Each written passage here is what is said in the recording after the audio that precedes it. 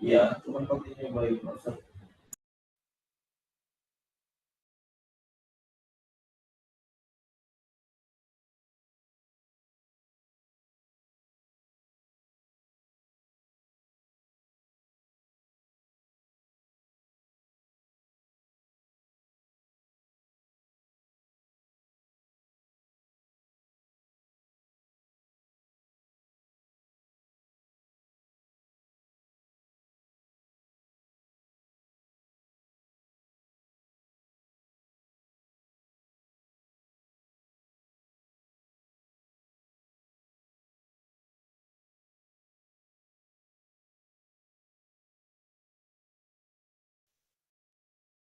Baik, Bismillahirrahmanirrahim. Assalamualaikum warahmatullahi wabarakatuh.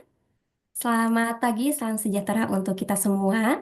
Kami mengucapkan selamat datang dan selamat bergabung pada agenda Katalis Consulting Free Webinar yang pada kesempatan hari ini berkolaborasi dengan BPPM HKP dan Neogen dan akan membahas materi berjudul Histamine in Focus, Safeguarding Seafood Trade. Oke, baik Bapak, Ibu, dan teman-teman semua, semoga selalu berada dalam keadaan sehat dan semoga selalu berada di dalam lindungan Yang Maha Kuasa. Amin ya rabbal alamin. Baik, yang terhormat Bapak Ahmad Johari SSTPI MSc, Inspektur Mutu Hasil Perikanan Media, Ketua Tim Kerja Standarisasi Sistem dan Harmonisasi sebagai pemateri pertama. Baik, selamat pagi Bapak. Kemudian yang terhormat Bapak Ibu Manajemen dari Neogen. And we are honored to welcome Ms. Shalin Go as our speaker today. Good morning. It is a pleasure to have you with us, and we truly appreciate your time and willingness to share your expertise with us. Thank you. Dan yang terhormat Bapak Jamal Zamrudi STPMP sebagai founder dan Direktur Katalis Consulting dan juga sebagai moderator pada webinar hari ini. Dan tentunya yang kami banggakan Bapak Ibu dan rekan-rekan peserta webinar yang bergabung pada pagi hari ini. Baik, izin untuk memperkenalkan diri terlebih dahulu. Nama saya Frita yang bertugas sebagai host pada agenda free webinar hari ini. Dan sebelum masuk ke acara inti, izinkan saya untuk membacakan susunan acara webinar hari ini.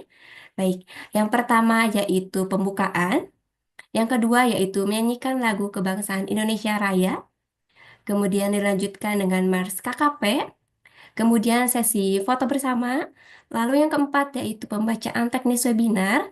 Kemudian setelah itu acara akan dibimbing oleh moderator Bapak Jamal Zamrudi STPMP untuk masuk ke dalam agenda inti yaitu menyimak pemaparan materi dari dua pemateri. Kemudian dilanjutkan dengan sesi tanya jawab. Setelah itu dilanjutkan dengan pengisian feedback webinar bersama host. Lalu yang terakhir adalah pembagian link materi webinar dan penutup. Oke, baik. Baik, demikian untuk sesi pembukaan, Bapak Ibu. Selanjutnya yaitu menyanyikan lagu kebangsaan Indonesia Raya. Baik, Bapak Ibu dan teman diperkenankan untuk mengikuti bersama ya.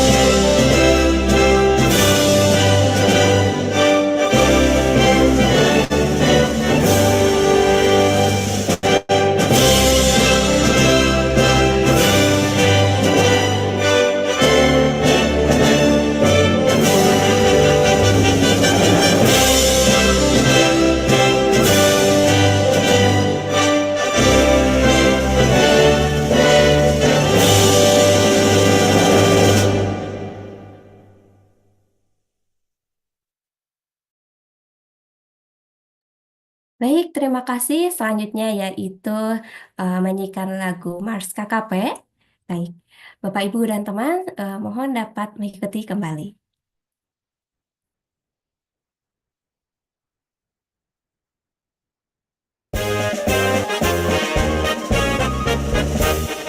Bangunlah insan baik, samudra luas menanti, sumber daya laut melimpah ruah, tugasmu untuk mengelola masyarakat mandiri sejahtera, tujuan dan harapan kita, sumber daya laut berkelanjutan, asa dan cita bersama.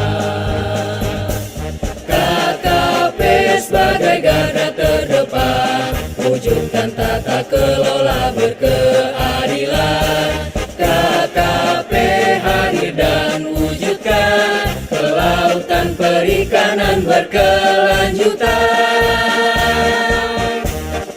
KKP Jaya, KKP kita, wujudkan Indonesia adil sejahtera.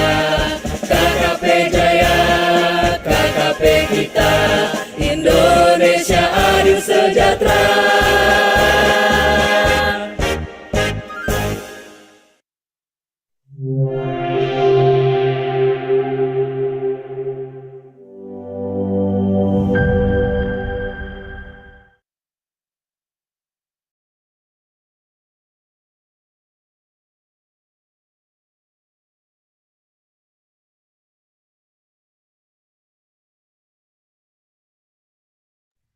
Maaf.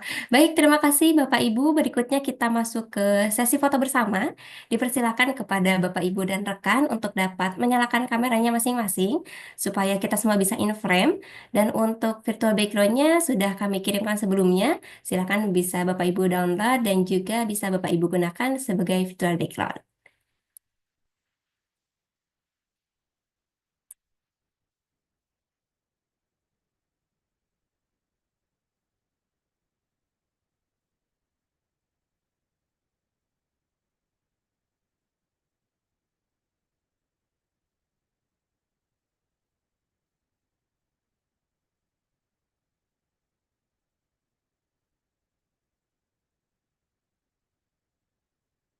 Oke, baik.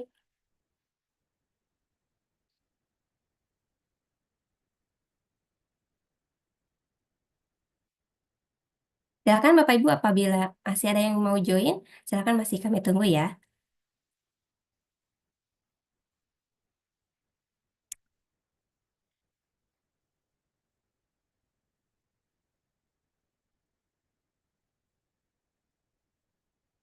Oke, untuk gambarnya akan saya ambil dalam hitungan ketiga dan ini karena ada beberapa slide, jadi nanti mohon ditahan untuk senyum dan gaya Bapak Ibu ya.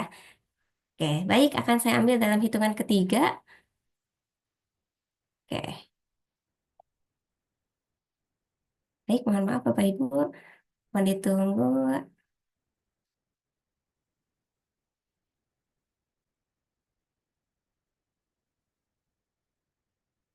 Oke, dalam hitungan ketiga, satu, dua, tiga.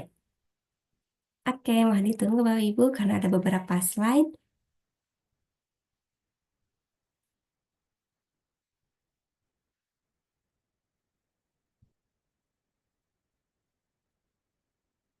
Baik, terima kasih Bapak Ibu luar biasa sudah saya ambil untuk foto bersama pagi hari ini ya. Terima kasih.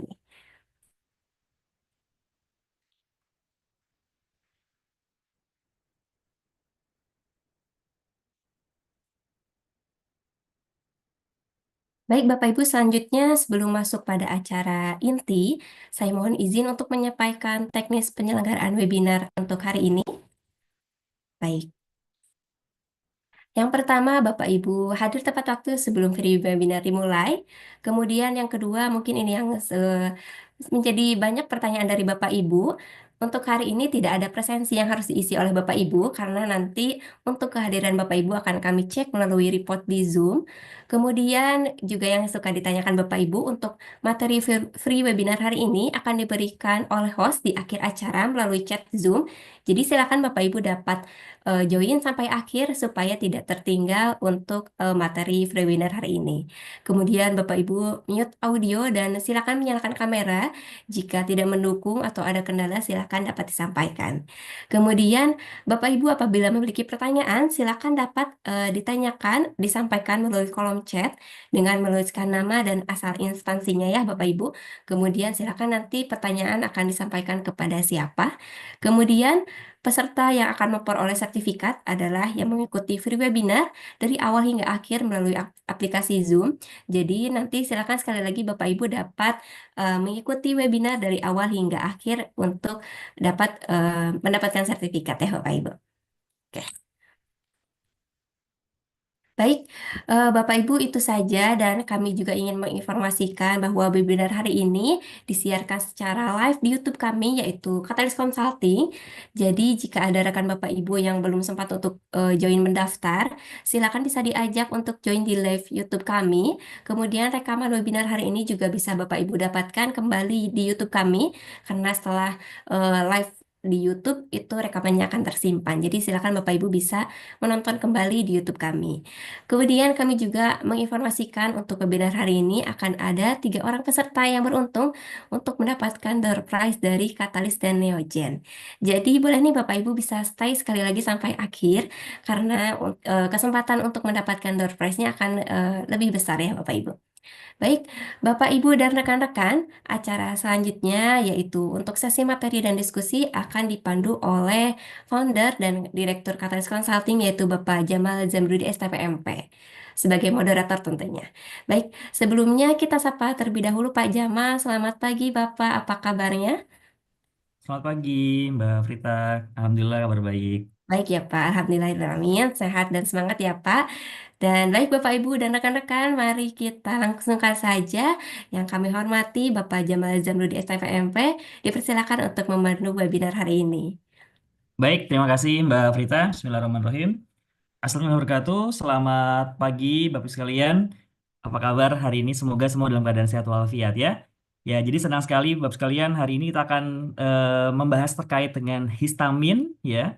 Topik yang sangat menarik dan kali ini kita mengundang beberapa pembicara ya. Eh, Ada 2 pembicara untuk agenda kita hari ini. Yang pertama adalah dari BPPM HKP, Dr. Insinyur Woro Nur Endang Saryati MP. Kebetulan beliau berhalang hadir dan hari ini akan diwakilkan oleh Bapak Ahmad Jauhari, SSTPI MSC. Beliau akan membahas terkait dengan case ya, terkait dengan case rejection ya in our partner countries due to histamine. Kemudian nanti ada pembicara juga dari Miss Shalin Go, PhD. Beliau adalah Regional Market Development Manager, Neogen.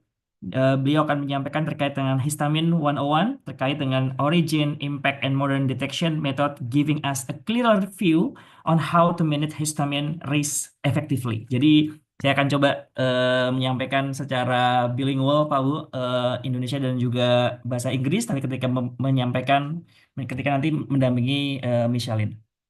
Baik, Pak Bu, tanpa menunggu panjang lebar, kita beri waktu buat Bapak Ahmad Jauhari, SST PI MSC. Selamat pagi, Pak Ahmad Jauhari. Selamat pagi Pak, mohon izin, suara saya terdengar. Apa kabar, Pak? Alhamdulillah baik. Apa kabar Pak Alhamdulillah. Jamal? Baik, terima kasih, Pak. Oke, sebelum Pak Ahmad Jauhari menyampaikan materinya, saya izin menyampaikan sedikit terkait dengan biografi beliau. Jadi, beliau ini eh, lahir di Tanjung Karang, Pak ya, Tanjung Ya, Karang. siap. Dan beliau saat ini berada di Pusat Manajemen Mutu, Badan Pengendalian dan Pengawasan Mutu Hasil Kelautan dan Perikanan. Dan beliau sebagai pembina, ya, pembina 4A, ya, kemudian juga banyak pengalaman beliau terkait dengan tentunya terkait dengan perikanan dan kita akan mendengar banyak pemaparan dari beliau terkait dengan histamin dan case penolakan. Kepada Pak Ahmad Jauhari, waktu 30 menit ke depan dipersilakan Pak. Ya, baik, terima kasih Pak Jamal. Mohon izin Bapak Ibu, kami pertama kali akan buat share screen.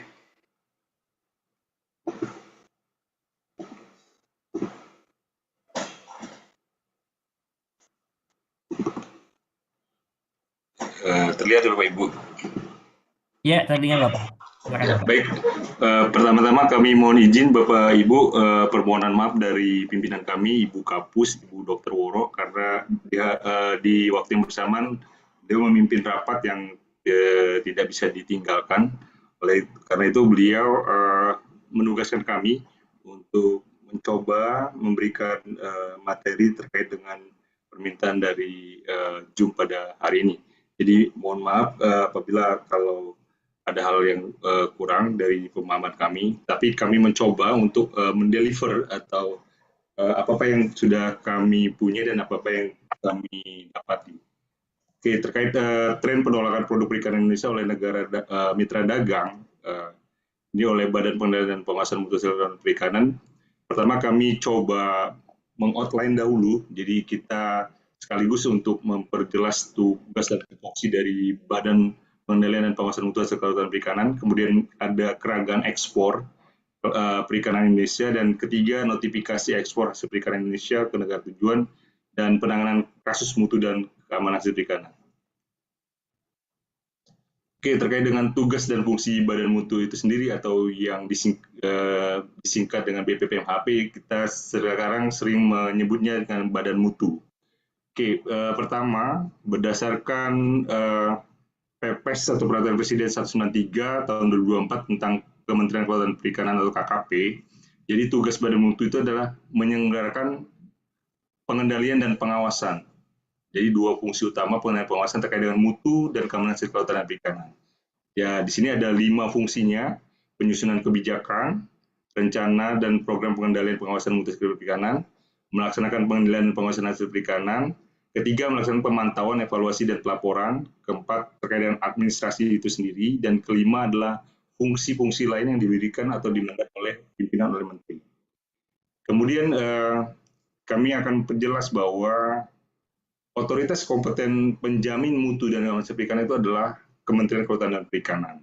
Jadi berdasarkan Permen KP nomor 8 tahun 2024 tentang pengendalian dan pelaksanaan sistem jaminan mutu dan hasil perikanan, di mana Menteri Kelautan dan Perikanan sebagai kepala dari otoritas kompeten dan kepala badan mutu itu sebagai eselon 1 di bawah kementerian itu sebagai koordinator manajer puncak, di mana manajer puncak itu terdiri dari Dirjen PDS PKP, Penguatan Daya Sumber Daya Kelautan, Dirjen Perikanan Tangkap, Dirjen Perikanan Budidaya, Badan Mutu sendiri, dan Dirjen PKPRL untuk sumber daya kelautan ke depannya.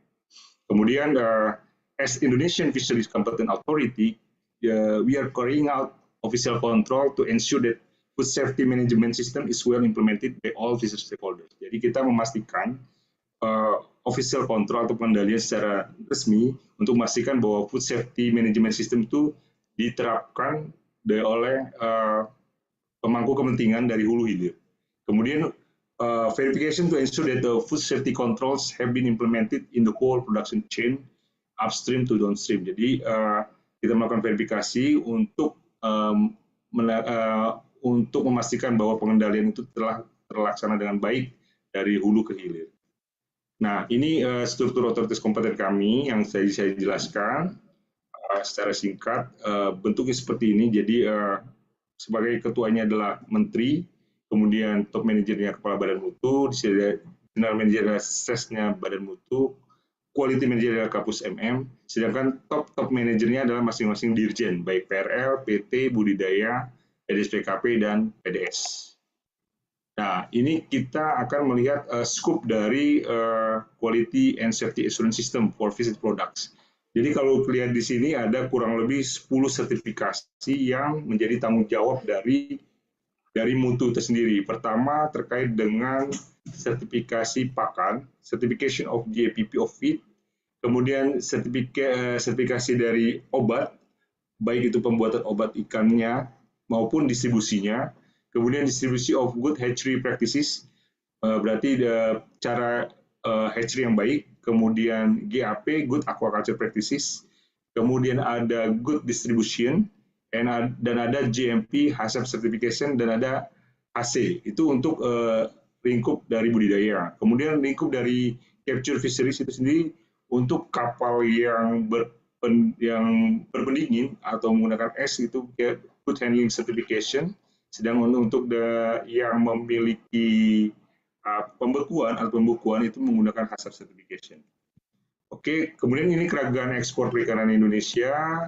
Kita pada tahun 2023 itu diterima produk perikanannya di 118 negara di dunia, kemudian meningkat menjadi 133 negara di dunia untuk produk perikanan Indonesia.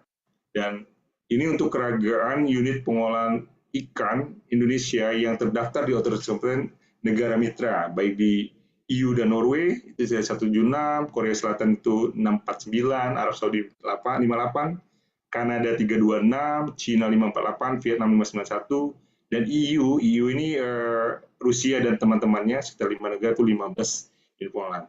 Dan kami juga punya non mitra tapi dia meminta pendaftaran terkait dengan Taiwan. Kita punya 652 UP untuk Panama 14 UP dan India sekitar 222 UP. Oke, ini kemudian keragaman eksportasi kita. Kalau kita lihat di sini, kita volume ekspor kita bertumbuh dari 2020 ke 2024. Jadi ini kita, karena ini tahun 2025, maka kita yang sudah lengkap itu di ekspor 2020 sampai 2024. Jadi rata-rata 3,4 sampai 3,7% per tahun, dengan 5 negara utama ekspor kita, Amerika Serikat yang mencapai 1,9 miliar US dollar, kemudian Tiongkok 1,24, Asia 0,86, dan Jepang 0,60, sedangkan Uni Eropa sendiri 0,41. Dan keragaman komoditas ekspornya ini yang terkait dengan udang 1,68, dengan tuna cakang tongkol. Nah ini nanti yang berkaitan dengan histamine nanti ke depannya. Kemudian cumi sotong gurita 0,87 dan rajua 0,51 dan rumput laut 0,34. Oke, kemudian terkait dengan notifikasi hasil perikanan di negara tujuan ekspor, kami mencoba, walaupun tidak direct ke histamine, kami mencoba keseluruhan dari notifikasi yang dilakukan oleh negara Indonesia. Dari 2019 sampai 2024, kalau kita lihat itu dari total 8 negara, tapi Uni Eropa ini ada 27, itu ada sekitar 52 notifikasi. Jadi, tapi health certificate yang keluar itu sekitar 110.354. Jadi, notifikasi yang kita dapat itu 0,047. Begitu seiring dengan selanjutnya. Jadi, presentasi notifikasi atau penolakan itu di bawah 0,05 ya. Paling tinggi ini 0,053 di tahun 2023 dan paling rendah itu paling tinggi di tahun 2020 dengan 0,125 dan paling rendah itu di 0,037 di 2024. Jadi begini keragaman notifikasi. Nah dari sini nanti kita akan tarik berapa jumlah penolakan yang disebabkan oleh histamin atau penolakan-penolakan lainnya. Jadi di sini Badan Mutu ketika menerima notifikasi yang kita kerjakan adalah mencoba melakukan kegiatan investigasi. Nanti di bawah kita akan jelaskan kegiatan dari investigasi tersebut. Ya, jadi ini prosedur penanganan kasusnya. Apabila kita menerima notifikasi, pertama kita akan menganalisa dari informasi notifikasi tersebut. Apakah terkait dengan mutu, apakah terkait dengan keamanan, ataukah terkait dengan hal-hal lain. Nah, kemudian kita lakukan internal suspend, kemudian kita investigasi, dan kita lakukan tindakan perbaikan.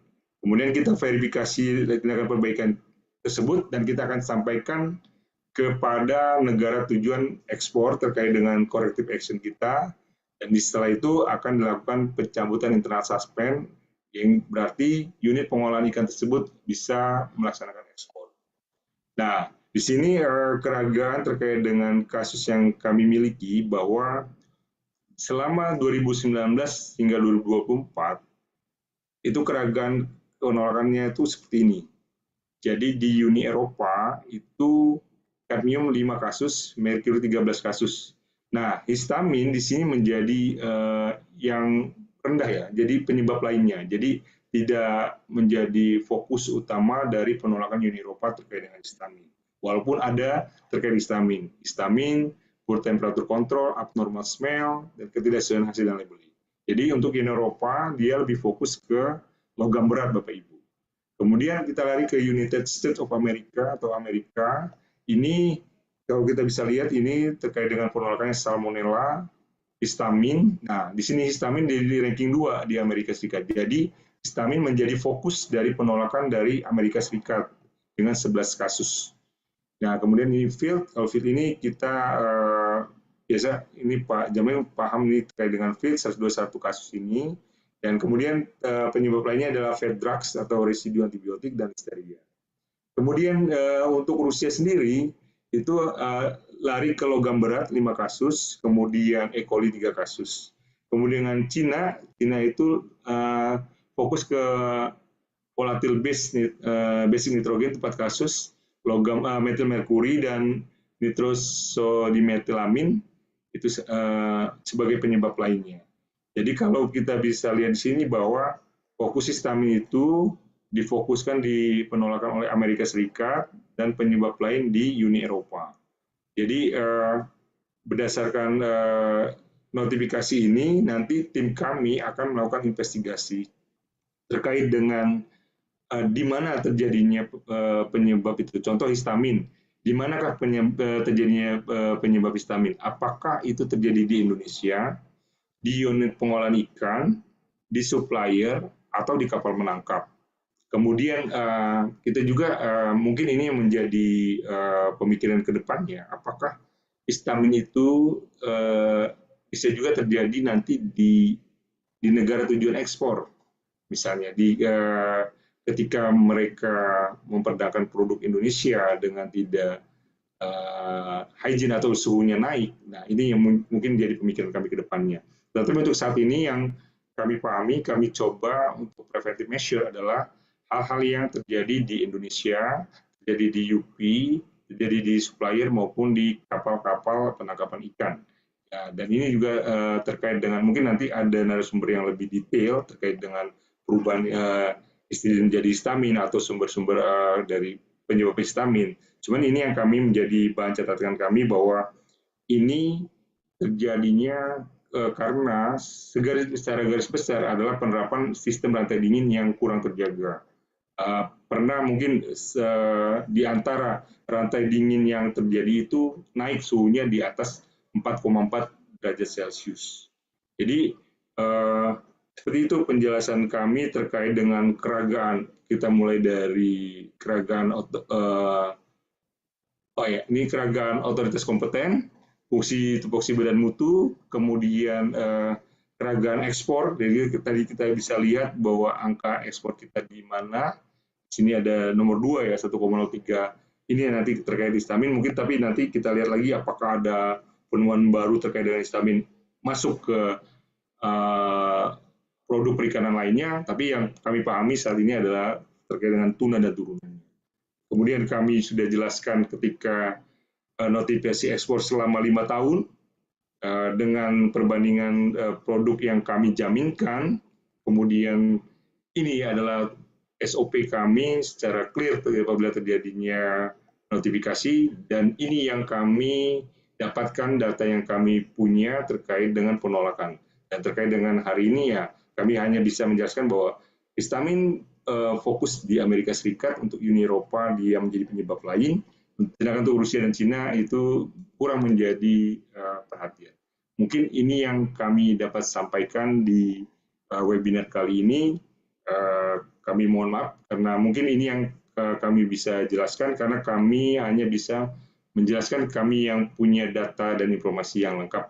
Mungkin kalau ada data atau informasi yang lainnya, kami bisa kita bisa bertukar pikiran atau berinteraksi, dan ini seperti ini kejadiannya, ataupun informasi yang dapat kami sampaikan. Mungkin begitu Pak Moderator, terima kasih. Mohon maaf sebelumnya.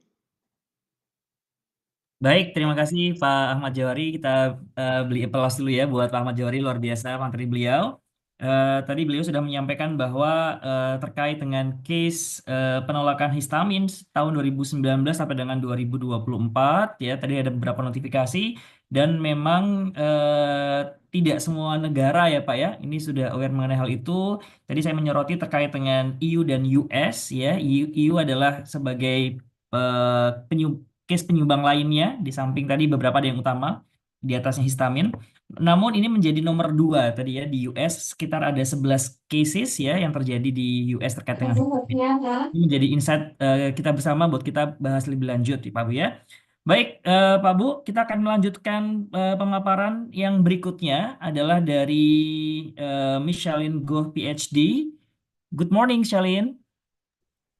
Hai, selamat pagi. Selamat pagi. How are you today? Ya, baik-baik saja. Oh, But I don't so know you how to speak so you bahasa want to present in Bahasa or in English? in English. Okay. Okay, that's okay. Yeah, I Okay. only know these phrases. Okay, that's okay. Okay, Shalin will present about Histamine 101. She will explain about the origin of histamine, about the wait a second, and also about why it's matter and how advanced tool can help you detect in it quickly and accurately. So the to Dr. Shalin, the time is yours. Thank you, Pak Jama. So maybe let me try to share my screen and let me know if it's in the presentation mode. I think now it's the entire PowerPoint. I, um, Are you seeing like in the PowerPoint presentation mode? yes, this is I think this is the second Okay. yes. Uh-huh. Let me do it again. Yes, please. Bapak Ibu, nanti kalau ada pertanyaan buat Miss Shalin, you can start write on the chat box Okay. in Bahasa or in English. Okay. How about now? Yes, that's okay. Okay. So let me just get my pointer ready. Okay, so I look a little bit green because my screen is actually on the right side. Yeah, so a very good morning to everyone joining in the webinar this morning. And thank you, Pak Jama and the team from Catalyst for inviting us to join in the session today and to share a little bit more about Neogen as well as our testing solution for histamine. Yeah, so along with the call with me, it's not only just myself, but I also have the Neogen Indonesia team who will be helping out in any of the questions later. Also, feel free to actually type in the chat box if you would like to, put some comments or maybe some questions, and we will be able to address it later. So a quick introduction of myself. So nama saya Shalin, yeah, and I work in Neogen and I help to support our region in Asia Pacific in immunodiagnostic portfolio. And this also covers histamine testing. Yeah, so it's my pleasure here today to share more. And before I go to, the Histamine 101, I thought to actually share a little bit about Neogen ourselves. So maybe some of you might have heard of us. Maybe some of you might find, oh, Neogen is a new name. Yeah, so just to give you a background. So a few years ago, 3M Food Safety and the legacy Neogen came together to become the Neogen currently, where we now offer the best of both worlds. So we are able to provide a very comprehensive food safety solution, really aiming to be a partner with the users to help them in their food safety. So the consumables, hardware, services, range from coming to indicators, pathogens, hygiene monitoring, and then all the way to sample collection and what we are keen today, which is on natural toxin histamine testing. So I heard from Pak Ahmad just now that, when we look into the seafood industry, not only just on histamine, but maybe at times you may be looking into Salmonella, E. coli, and these are all what that Neogen can also help to provide you with some of the solutions. And so feel free to reach out to our team, if you wish to have any kind of discussion on these products. So for today's agenda, as you can see on the slide itself, I have thought of covering some of these key aspects that hopefully would be useful for you in some areas.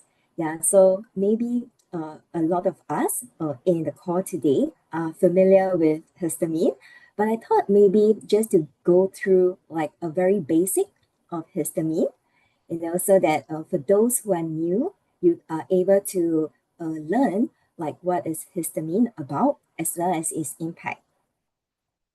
So histamine, as you can see, is also known as scombroid poisoning. So the reason why there is this type of poisoning is because of the increased level of histamine that are produced when the fish are not adequately or chilled enough after they die. So there will be bacterial growth and therefore the scombrotoxins occur. So the side effects of histamine testing can include quite a fair bit. So we can be talking about having, difference in the taste and sensation. We can have skin rashes. We can have headaches as well as nausea. So it affects certain species of fin fish, like we see earlier on with Pak Ahmad's slide, like the top two. The second one, an Indonesia export, is actually on a tuna itself. Yeah, so of course it covers other fish like your mahi-mahi, your sardine, your bluefish, etc.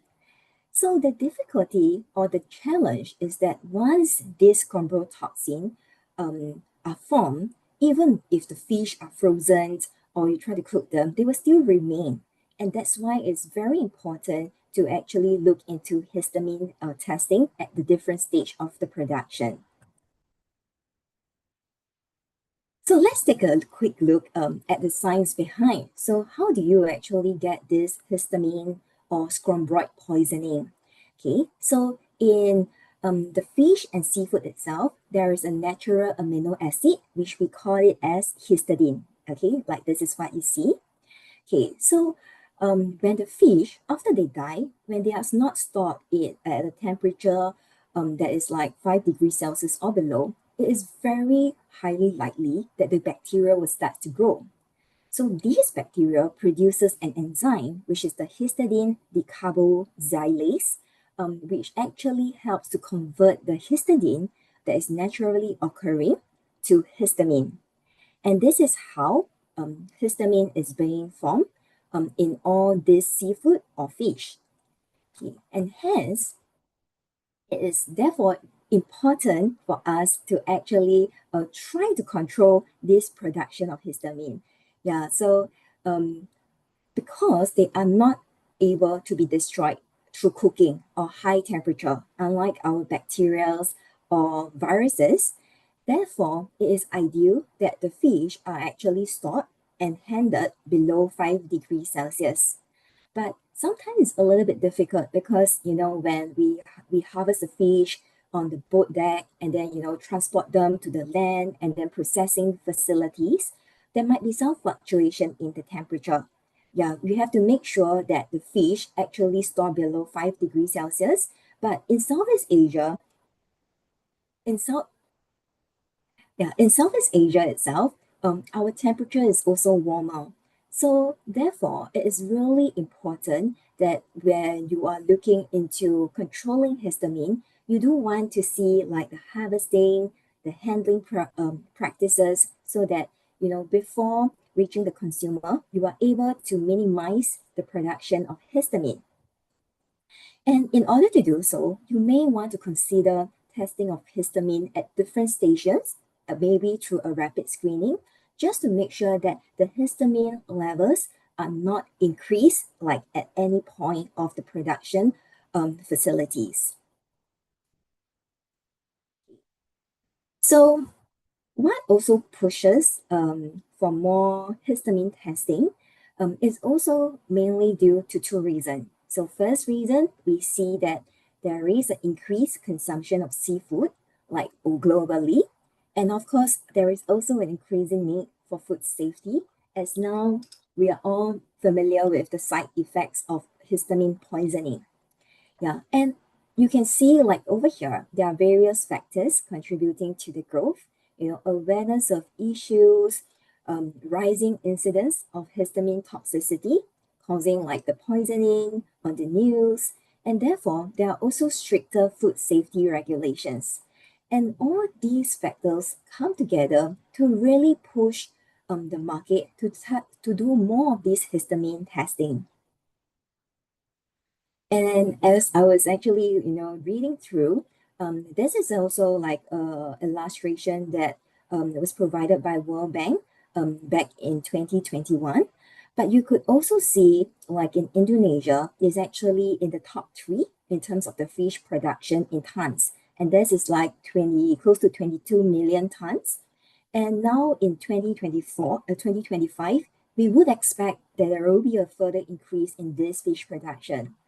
And as when I was reading through, to understand about the export, I also studied the same thing, like what Pak Ahmad has shared, that in Indonesia, the United States is the primary export market for Indonesia's seafood and fish products, like in 2024, and followed by China, ASEAN, Japan, and Europe.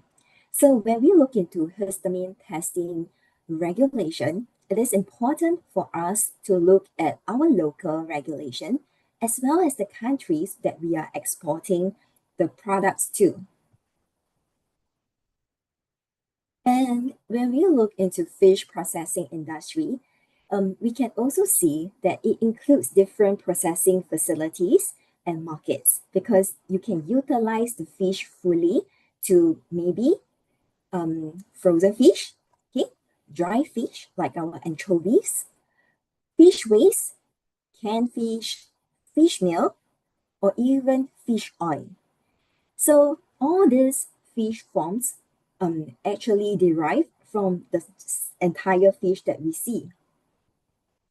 And when we start to look into the regulatory requirements, okay, so this is just a quick summary of some of the key organization regulatory limits, and of course these would be updated as time passes. So please feel free to validate this as and when you want to have a refresh of the regulatory limits.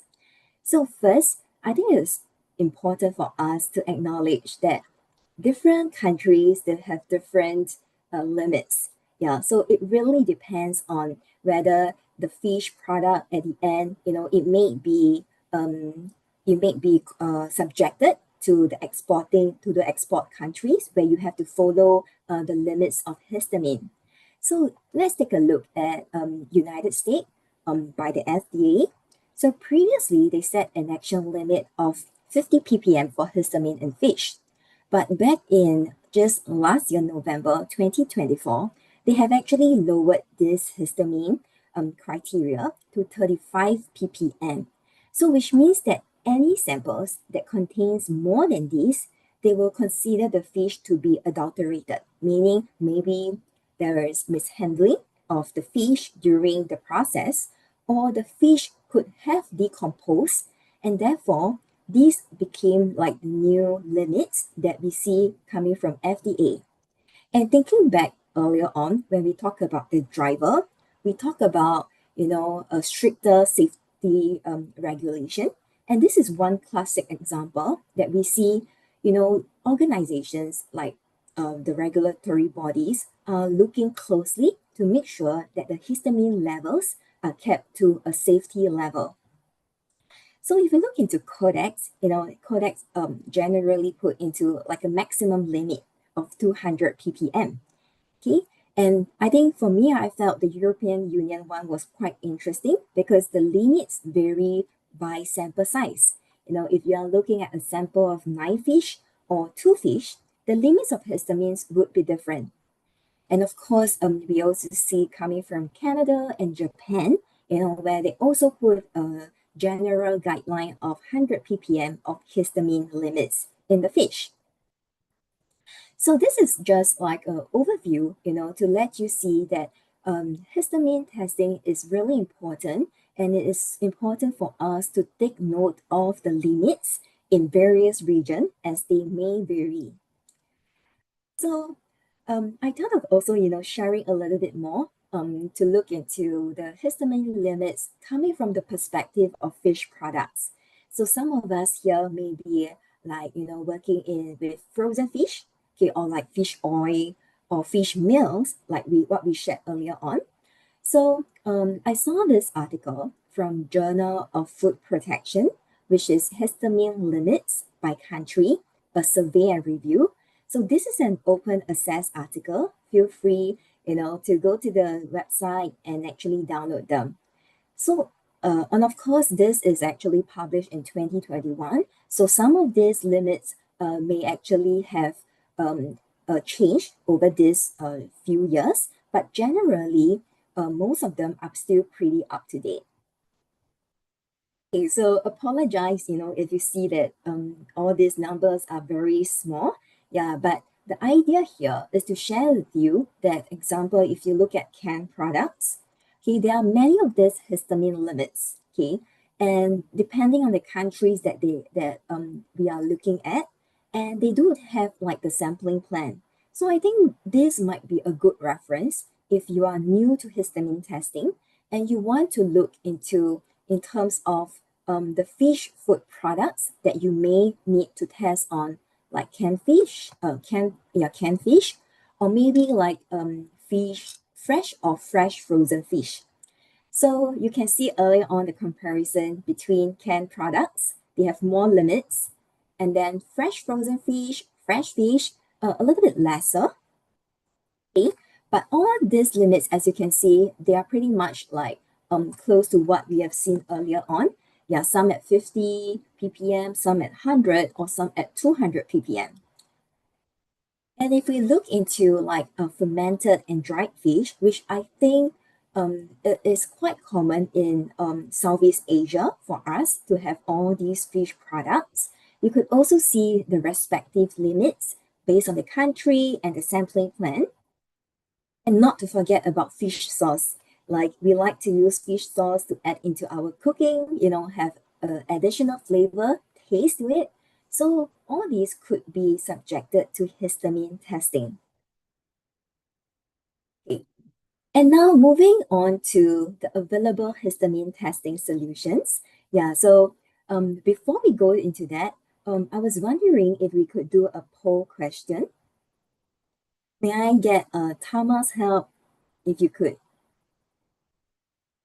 help to roll out the polling questions? So I'm keen to understand, like, oh yeah, thank you, Tama. So on your screen now, you would probably be seeing like a window, talking about histamine testing methods. So let's see, like what are the common methods that you are currently using for your histamine testing solution so that we can have an understanding of our audience here today. Yeah, what are the main method you would be using? Could it be like biosensors, fluorescence, dipsticks, ELISA, lateral flow device, or even like HPLC? Yeah, so I'll give everyone some time, to actually put in what are the methods that you are using. And I think it will be interesting for us to see over here, like with our audience, typically what do you use to do histamine testing? Okay, so I'm seeing like all these answers coming in.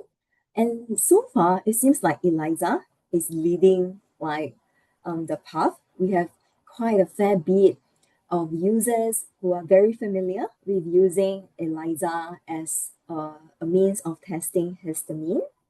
Yeah, and we see like, I think the next one probably is HPLC. Yeah. And I think HPLC, which later on I will cover about the existing methods that we are looking at, like what are the advantage and disadvantage. So maybe you might feel the same, or maybe, you have additional perspective of the technique, that you are using, what is good, what you don't find it very user-friendly. Feel free to type in the chat box, and then, so that we can all, see what are some of the challenges that you may be facing in your histamine testing. Okay, so thanks everyone, for your participation. And I think now I do see that number one is ELISA, number two is HPLC, and then biosensors, fluorescence, dipstick, not so much. I'm quite surprised, lateral flow device, we don't see any of the votes coming in, and we have others. Yeah, so if you are using any of these options and it's not on this, and you want to share with the group, the team over here, also feel free, to share in the chat. So thanks everyone for sharing, what you are doing. And with that, let us, move on to the next session. Okay. And okay.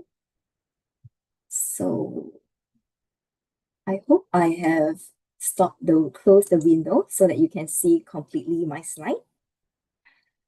Okay. Okay, now it pops back.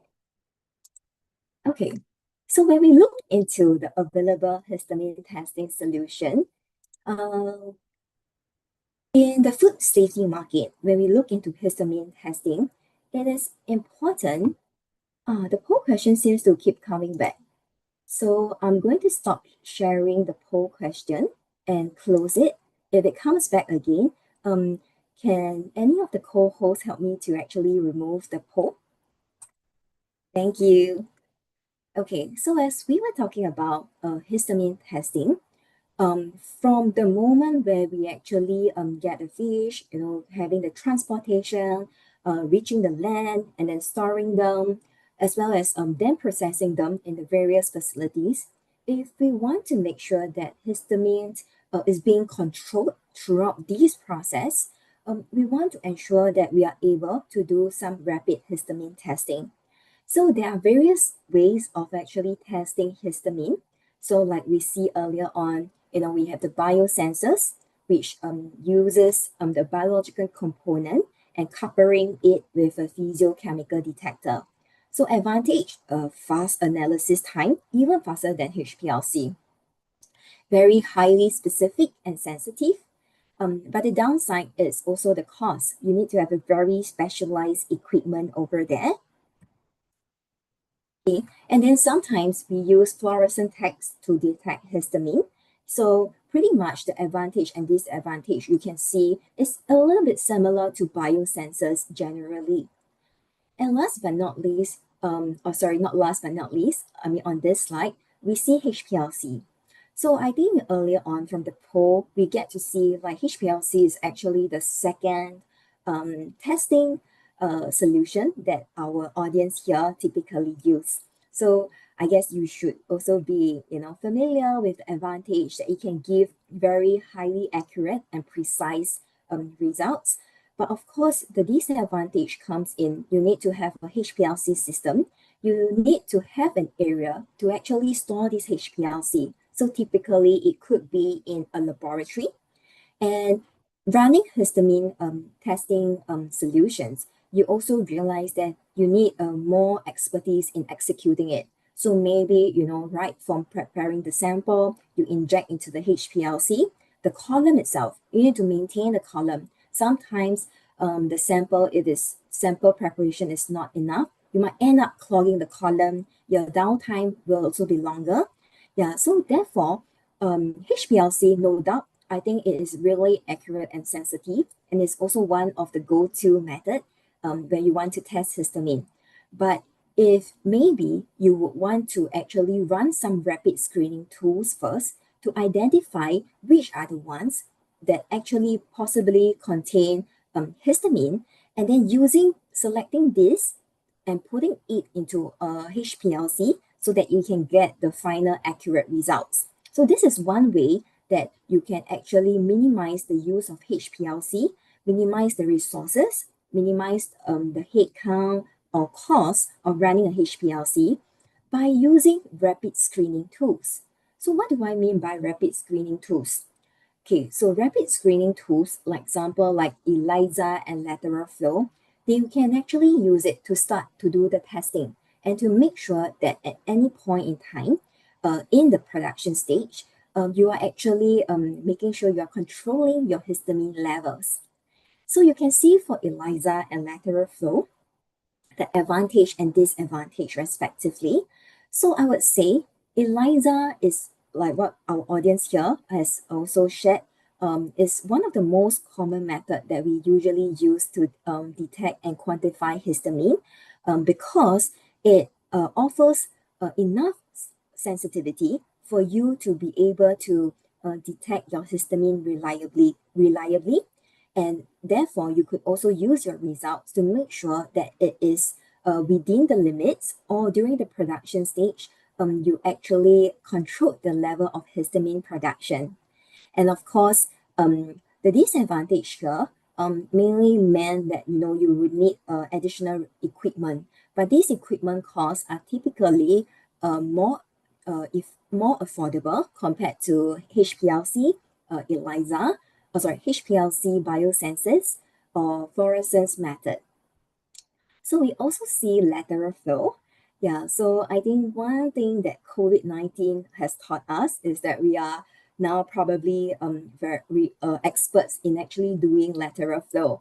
And you will understand it's a very simple protocol. You don't need to have very sophisticated equipment. And of course, the disadvantage comes in, it may be less sensitive when you want to compare to ELISA or HPLC. So moving to the next section, allow me to talk a little bit more on Neogen's lateral flow device and ELISA. So maybe some of you who have been using it might find it familiar. Some of you might not have used it. So maybe let me just explain briefly on the solutions that we have for histamine testing. Okay. So for histamine testing, okay, for lateral flow device and ELISA, okay, as a whole combination, we have three different solutions. So lateral flow device that you see over here, okay, we have Review for histamine and Review Q plus for histamine. So what's the difference between these two lateral flow device? Okay, so this is a qualitative solution, meaning it screens at 50 ppm, yes or no. So it's like your COVID-19, your strip, whether you have COVID or you don't have COVID. And for this, the level is at 50 ppm. Okay, so I noticed earlier on during the poll questions, there isn't seem to be many participants who are actually using lateral flow device. So the good thing about lateral flow device is that it is simple to use, but as I mentioned for the review qualitative, you have to make sure that you can only screening the histamine either 50 ppm or not, okay? Review Q Plus offers a quantitative solution, meaning I use these lateral strips over here, and I am able to actually quantitate, put a number to it, okay? And for this, we need to use handheld device or a table-based like instrument that I will share later on, okay? And ELISA, what we are all familiar with, is a quantitative solution. So to put it simply, this lateral flow device review is qualitative, yes or no. We also offers the quantitative version that you can actually quantitate them. And then ELISA is also a quantitative solution. Okay, so first, let's start from the left side that we see earlier on, okay, which is just purely review. Okay, so it is a very easy to use qualitative methods. Okay, 5 minutes. So it screens at 50 ppm histamine. So in terms of the commodities that we have done validations and verification, a lot of them have to do with like tuna, mahi-mahi, which earlier on we saw tuna is also one of the key commodity for Indonesia market. And of course, we constantly, try to do more of the validation. So time to time, if you are keen, feel free to reach out to our representative who can also share more information with you. So what is also interesting for this review series is that they can be stored at room temperature storage. So let's give an example. So now maybe in part of my sampling plan, when I catch the fish, I put on the boat deck. So I want to actually, start to test the histamine levels right at the start. But if I use any of other device, which is also common in the commercial market, a lot of other companies actually needs to have cold storage. But for Neogen solution, we allow it to have room temperature storage. So you have a better flexibility in making sure that the integrity of this solution is stable, and you can actually do it on site at maybe on the boat itself. So you can also see later on in the next slide that the way to do the sample extraction and the test procedure is pretty much similar to the quantitative version. So the only difference is that for quantitative Q+, you actually need an instrument. So one thing that I think it is useful for users is that in Neogen, we actually provide this type of inserts, very clear cut. You can see that, okay, when I do sample extraction, I add 10 grams of the sample, I add 190 ml of distilled water, I shake the water, and then I allow it to settle. And then test procedure, from this sample extract, I take 100 microliters out, and then I actually add sample diluent, mix it, transfer, and then I start to use this lateral strip, and then I start to actually put it there and set a timer for 5 minutes.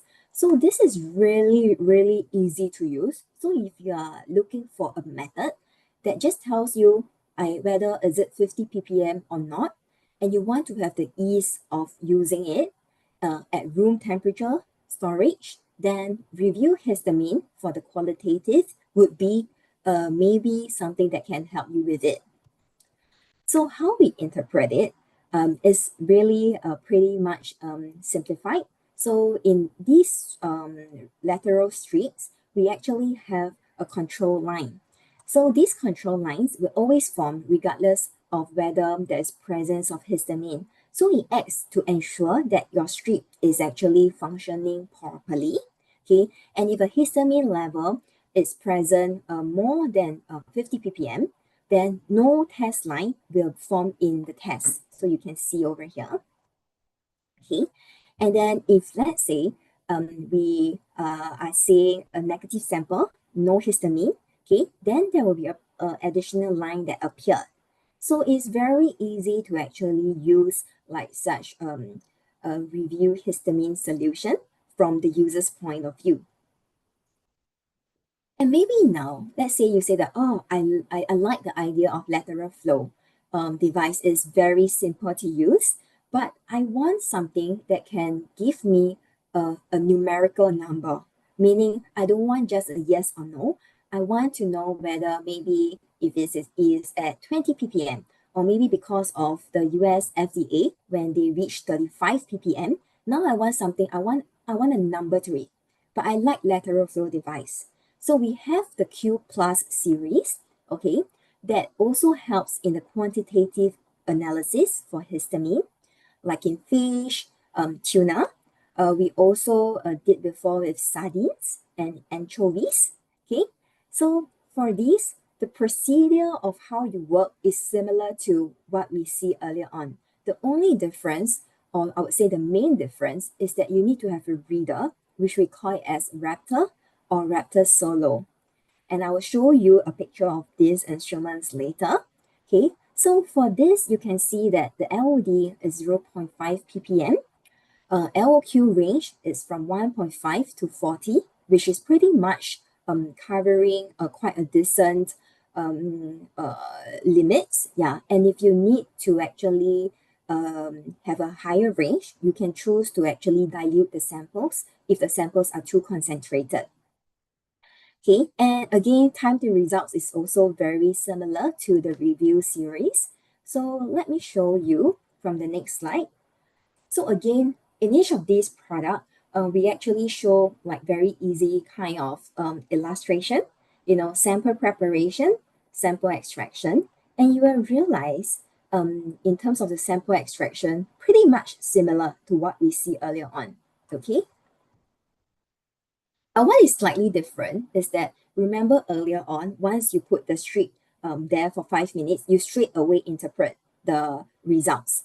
But for quantitative version, we have two device. Okay, so this is showing one of the device, which is Raptor Solo.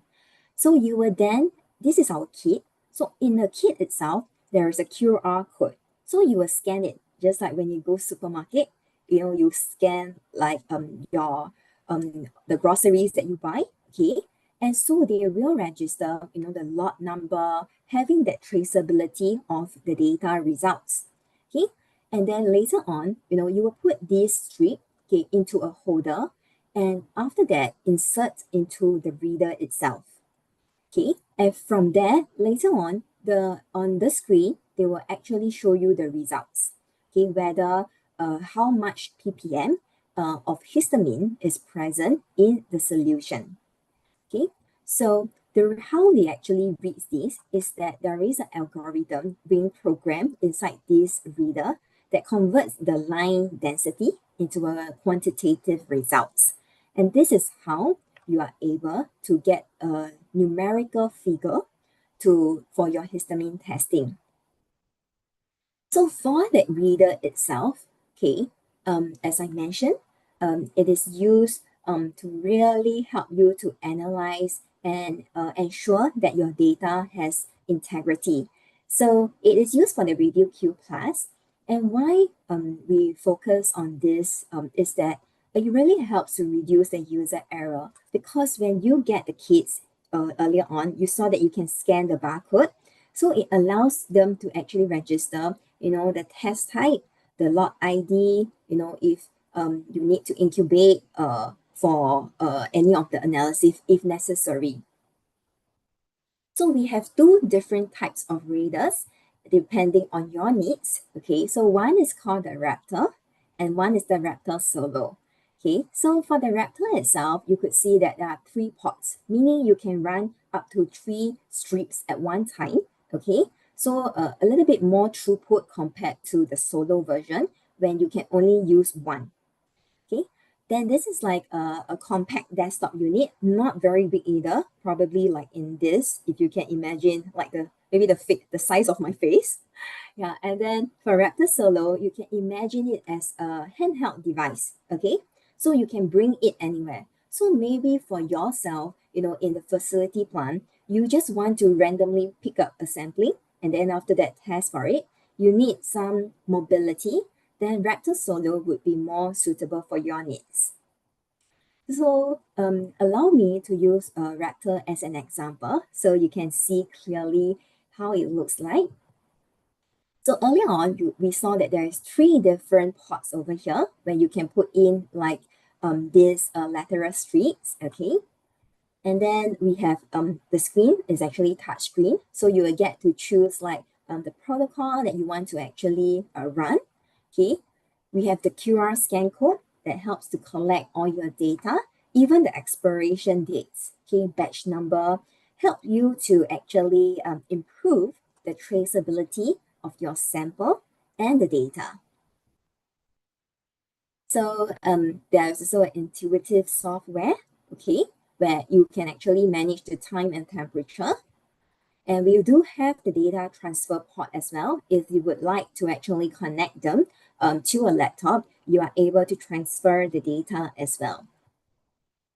So that is for a lateral flow device, okay? And moving on next, we start to look into ELISA, which is something that a lot of you here are pretty much familiar with, okay? And for Neogen's ELISA-wise, you could also see in terms of the test time, it's around 20 minutes. Yeah, and the range of quantification, we are talking about from 2.5 to 40 ppm, which is usually pretty much fitting what the regulatory needs or even like your needs when it comes to processing most of the matrices. So for our Veritox solution, we have actually also validated quite a number of commodities ranging from tuna, bluefish, mahi-mahi, fish meal, to quote some of them. And I think what that users pretty much also like is that we do have excellent correlation with regards to AOAC official methods or the PTM. Yeah, so therefore, you can be rest assured of the ELISA accuracy and reliability in the histamine testing. So for histamine testing using ELISA, which the product line is called Veritox, a lot of pipetting that you can see as well. Yeah, so we have a video that allows you to see the entire procedure. Yeah, so you can visit the link over here so that you can watch the whole video. Yeah, so because of time-wise, I might not be able to share the video in this session unless later on we have additional time. But you may see that in ELISA, because it is a competitive mode of ELISA, so it actually allows you to reach quite a decent ppm that we see earlier on, from 2.5 to 40 ppm, and a lot of like pipetting over here. Okay, and eventually you put into a stack fax machine, okay, a microvalve that actually reads based on UV spectrophotometer. So you can then see, like in terms of the results, they can be printed out in this label over here. And this is usually a typical process of how Veritox histamine testing is conducted. So it is more simplified than HPLC or biosensors or fluorescence, because the only machine you need is this very compact microvalve, a UV spectrophotometer, and the rest of it is pretty much more on pipetting. Yeah, so it doesn't require the users to be particularly skilled in preparing all these different steps.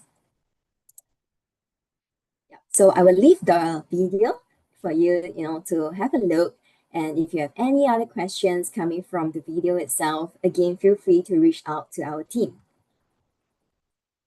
So after going through, the available histamine testing methods, and then looking specifically into rapid screening tool to really increase, your throughput of testing, minimizing your cost of production in the longer term, we saw there is lateral flow device and ELISA. So maybe the question you may have is, what is then the best like screening tool that I should use? So I would say it really depends on your needs. So top three needs that we often hear is first, on purpose. Like, do you need something that is qualitative, like a yes or no? Or do you need something that you need to quantify it in terms of numbers? So this is very important, because straight away, if you are looking into qualitative, you will go to lateral flow device. If you are looking into quantitative, you can choose lateral flow device, which is the Review Q Plus, or the ELISA, which is the Veritox. Another concern that we hear is sometimes you may be in processing facilities where you have multiple of samples that you have to test. So you want a method that is highly efficient, giving you short time to results. And then maybe you might be considering, having automation in your facilities in the longer term. In that sense, ELISA would be a very good solution, because it is a method that can be potentially be automated.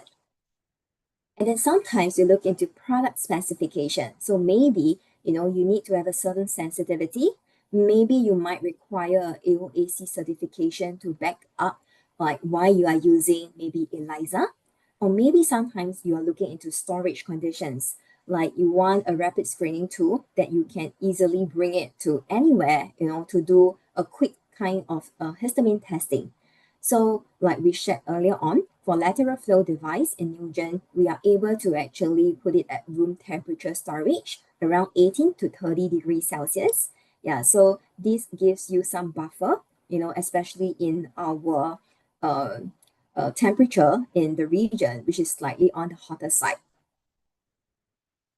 And I hope, so that wraps in terms of the solutions, rapid screening tools that we may look into when looking into histamine testing.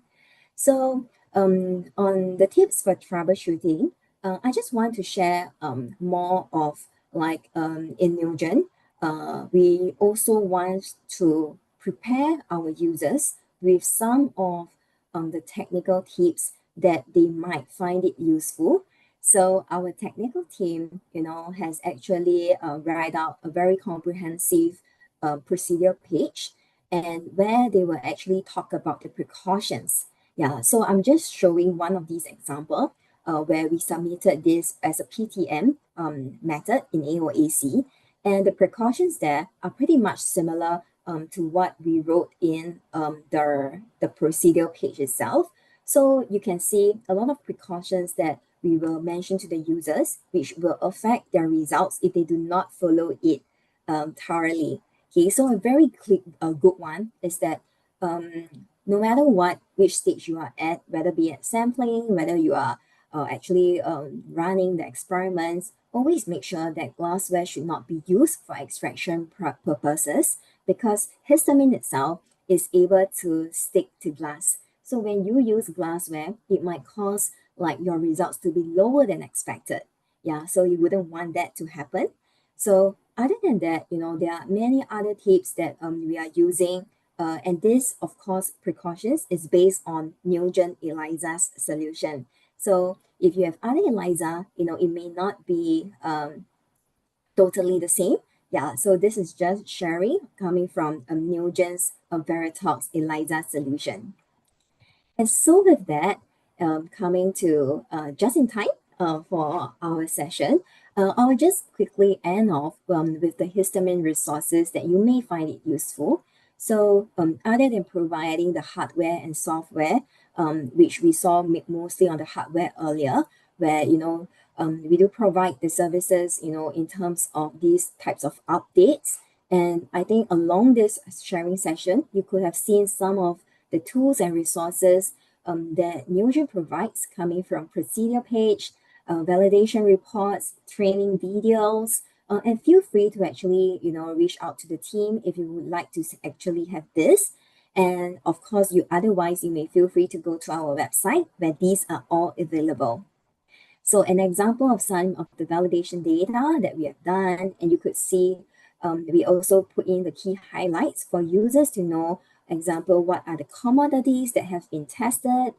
Okay, and last but not least, we really focus a lot in terms of the support, coming from the technical service. So please feel free to reach out to, in Indonesia, we have our distributor, the Seven Mountain, who would be able, to help you and support you further. And of course, we have our Newgen Indonesia team, who will also, be supporting you through your journey in histamine testing. And so with that, thank you so much for your time and attention, for the past 45 minutes. Yeah, so if you have any questions, please feel free to let our team know. Thank you. Terima kasih. Thank you, terima kasih, Miss Elin. Let's give her a virtual applause, ya. Thank you.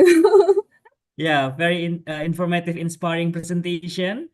We truly appreciate the valuable insights shared today on managing histamine risk effectively. Now we will proceed the Q&A session, but before the Q&A, I will summarize what Shalin already present to us. Shalin already mentioned about wow, very I I like listen from my lecture about the histidine convert to histamine, a bacteria that producing histidine, the carboxylase. And she also mentioned about store and handle below 5 degrees Celsius.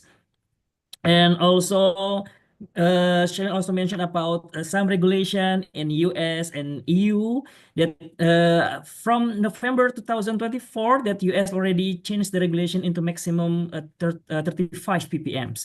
And the good news, Neogen have some solution for us about lateral flow device. This is for good for us for verifications maybe that have a threshold for 50 ppm, and also ELISA Ferratox that can be fully quantitative for about 20 minutes to 2.5 until 40 ppms. And yeah, now we can move the Q&A session. So please give your question on the chat Sure. box. I will read each question loudly.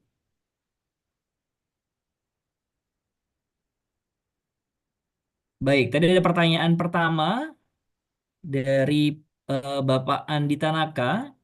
Ini mungkin buat Pak Ahmad Jauhari. Pak Ahmad Jauhari, izin Pak Ahmad. Ini ada pertanyaan terkait dengan karena US adalah negara nomor 1, Pak. Tadi terkait dengan tujuan ekspor dari Indonesia. Apakah apa yang KKP Indonesia akan lakukan dengan adanya kenaikan tarif dari US, Pak? Ini mungkin ada pertanyaan terkait dengan kenaikan tarif, Pak. Silakan, Pak. Apakah Ya, ada strategi tertentu? mohon izin Pak Jamal terkait Ya, dengan silakan. pertanyaan ini. Mohon izin terkait dengan tupoksi, kami di Badan Mutu tidak langsung terkaitan dengan tarif.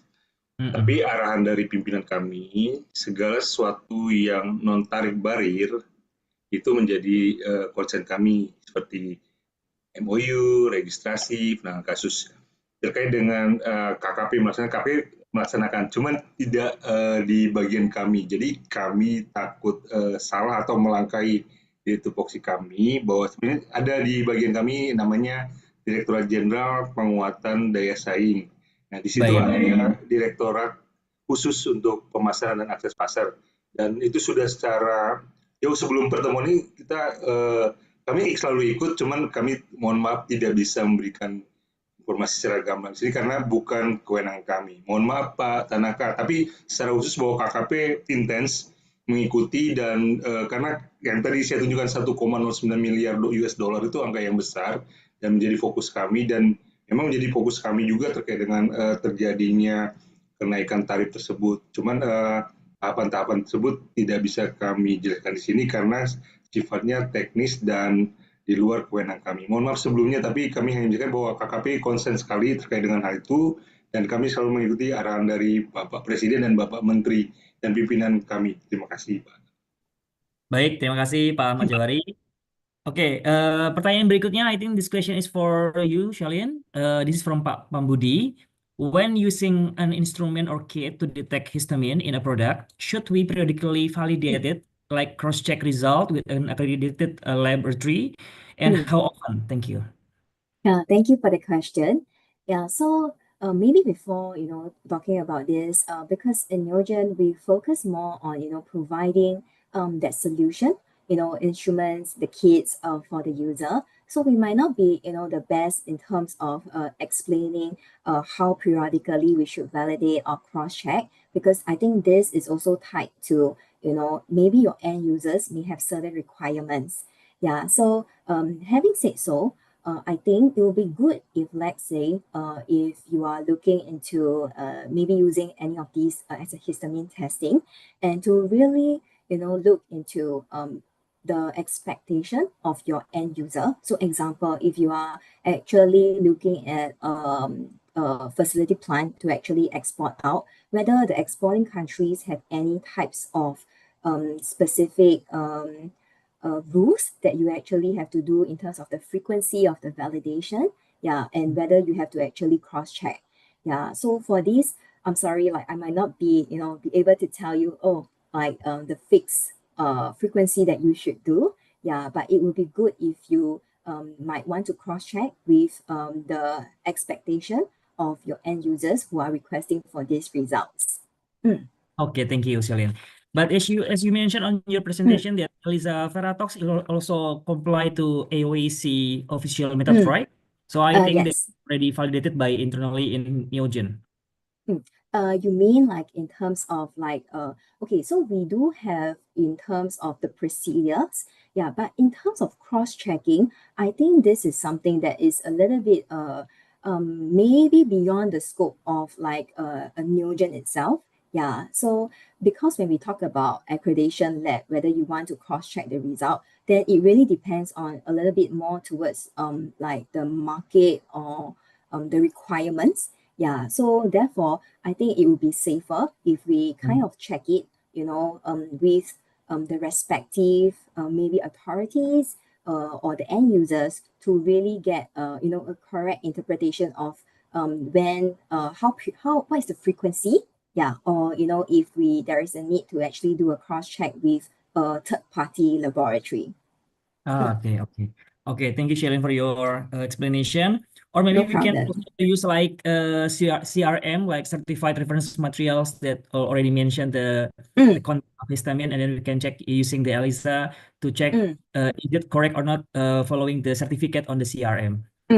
Yeah, Okay. it is also what maybe sometimes when I think about having this kind of checks, it's also a kind of a QC check to ensure that you yourself is actually making sure that my method is still reliably accurately detecting the histamine in the product.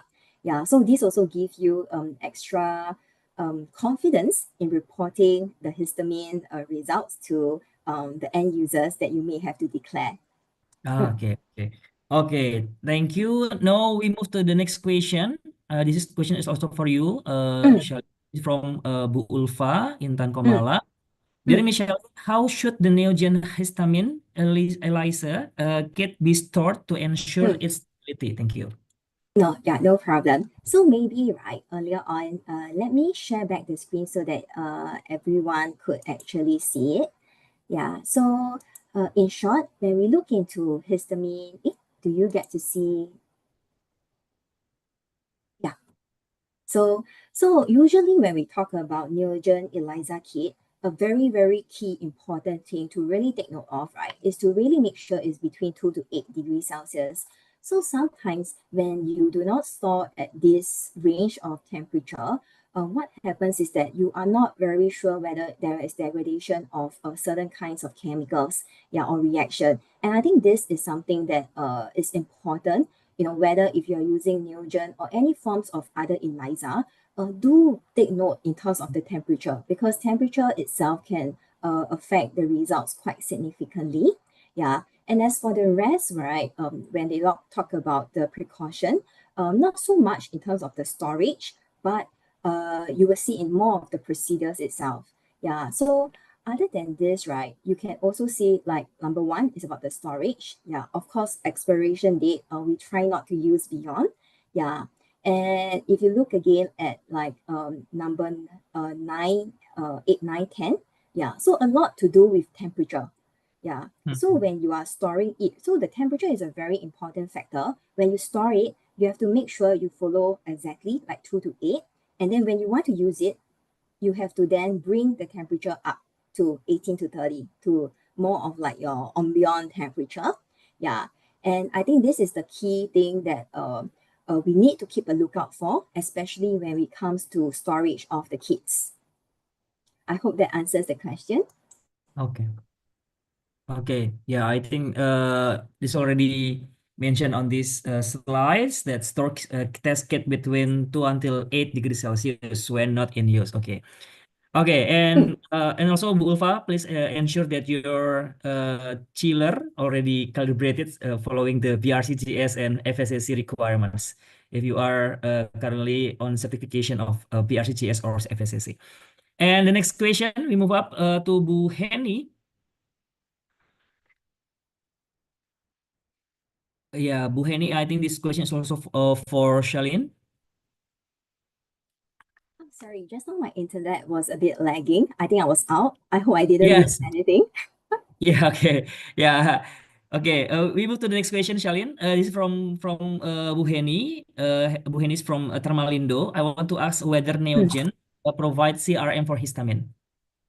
Okay, so at this moment, from what I recall, I don't think we provide a CRM for histamine at this point in time. Yeah, but I may need to just to do a quick check with like our team just to confirm this. Yeah, but from my memory, I think currently we don't.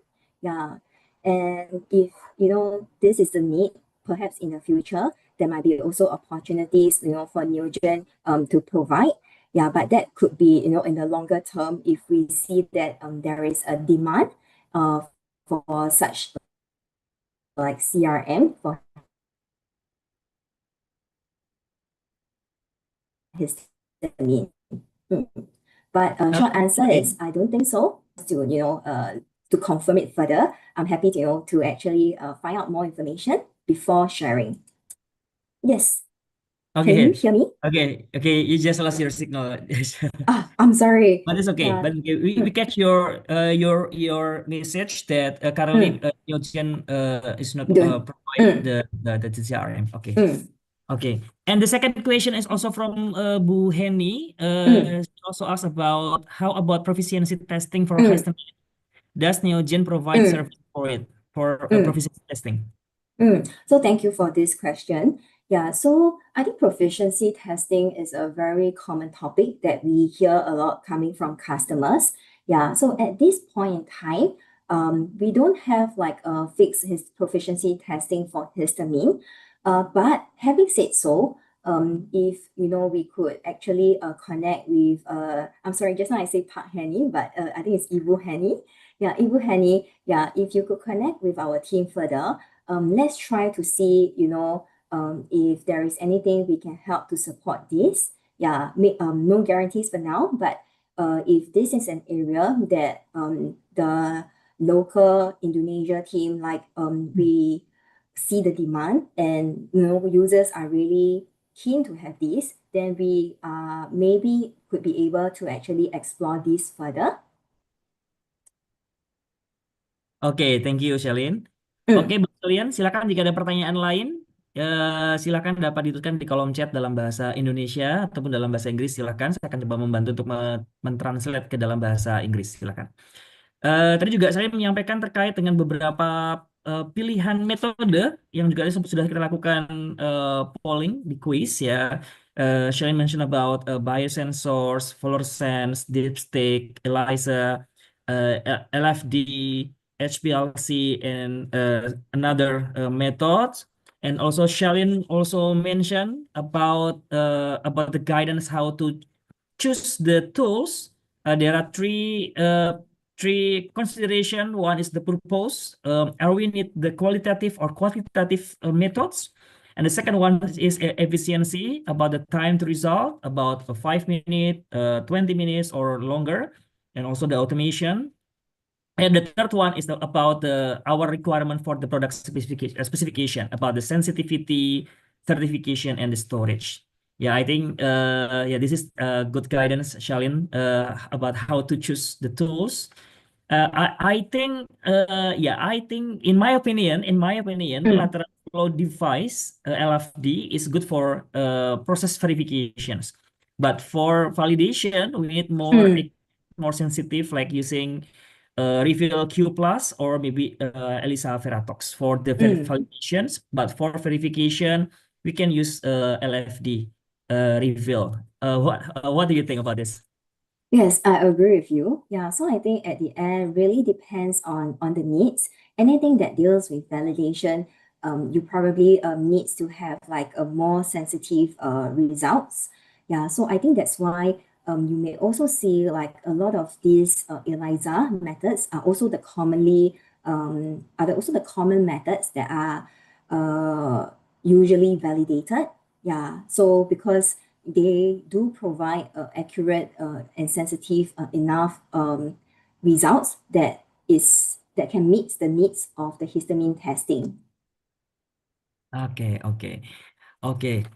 Silakan Bu sekalian jika ada pertanyaan lainnya, kita masih ada waktu, silakan kepada Pak Ahmad Jauhari ataupun kepada Michelin terkait dengan histamin. Ya, boleh nanya ke Oh, boleh, boleh, boleh. Silakan Pak Ahmad. I have a one question related to the products. Actually, I'm very interested in this explanation about the equipments, and then I remember how conducted the histamine method with the several methods you said already, fluorescent and PLC and the others. My question is about the related to your equipments. Actually, how many countries already use your equipments, and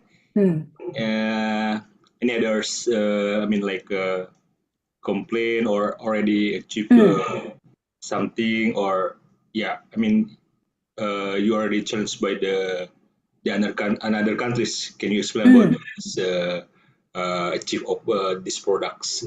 Thank you. Thank you, Pak Ahmad, for raising the question.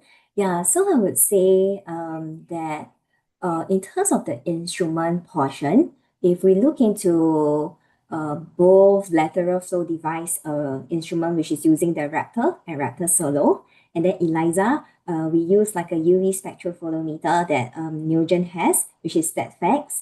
I would say that based on what I understand, we have quite a considerable amount of users. Yeah, and actually, in APAC, in Asia Pacific itself, I think the key countries that do more of these histamine testing over here would be, of course, Indonesia, then Vietnam, and then as well as Philippines. Yeah. So recently, one of my colleague was also sharing with me because I was curious to know, out of Asia Pacific, like maybe in the US.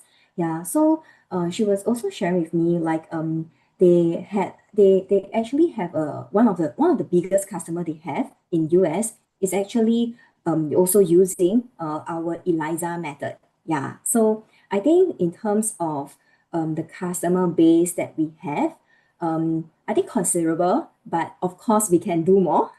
I mean, like we can actually like reach out to more users because firstly, I think in the market wise, users firstly might not be using ELISA or lateral flow device and hence not using our instrument yet. Yeah, and then maybe they are using ELISA, but maybe from a different supplier. Yeah, so I would say that generally, we do have quite a considerable amount of customers. And apologies because I cannot remember offhand like what is the US company. Yeah, but I think it's star something. Yeah. So I can do a quick like Google search. Yeah. And then like, share with the team here. In terms of the challenge wise, not because I'm from Neogen, that's why I say this, but I haven't really heard much about the challenges in terms of the instrument part. Yeah, because for instrument part, UV spectrophotometer is pretty much quite compact, easy to use. Yeah, so and for Raptor and Raptor Solo, they're actually quite also very user friendly. So for me, when I first joined Neogen and I start to have I can touch the hardware.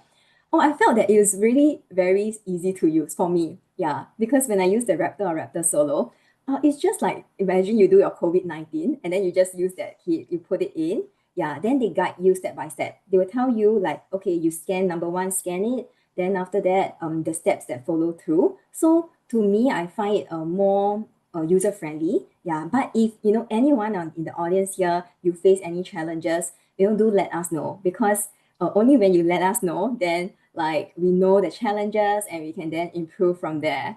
Yeah. Thank you. Thank you, Shalin. Thank you, Pak Ahmad. Okay, now we move up to the chat box. This is a question for you, Shalin, from Bu Ulin Setiawati. She asking about the histamine testing. Is it possible to conduct the test in the open area?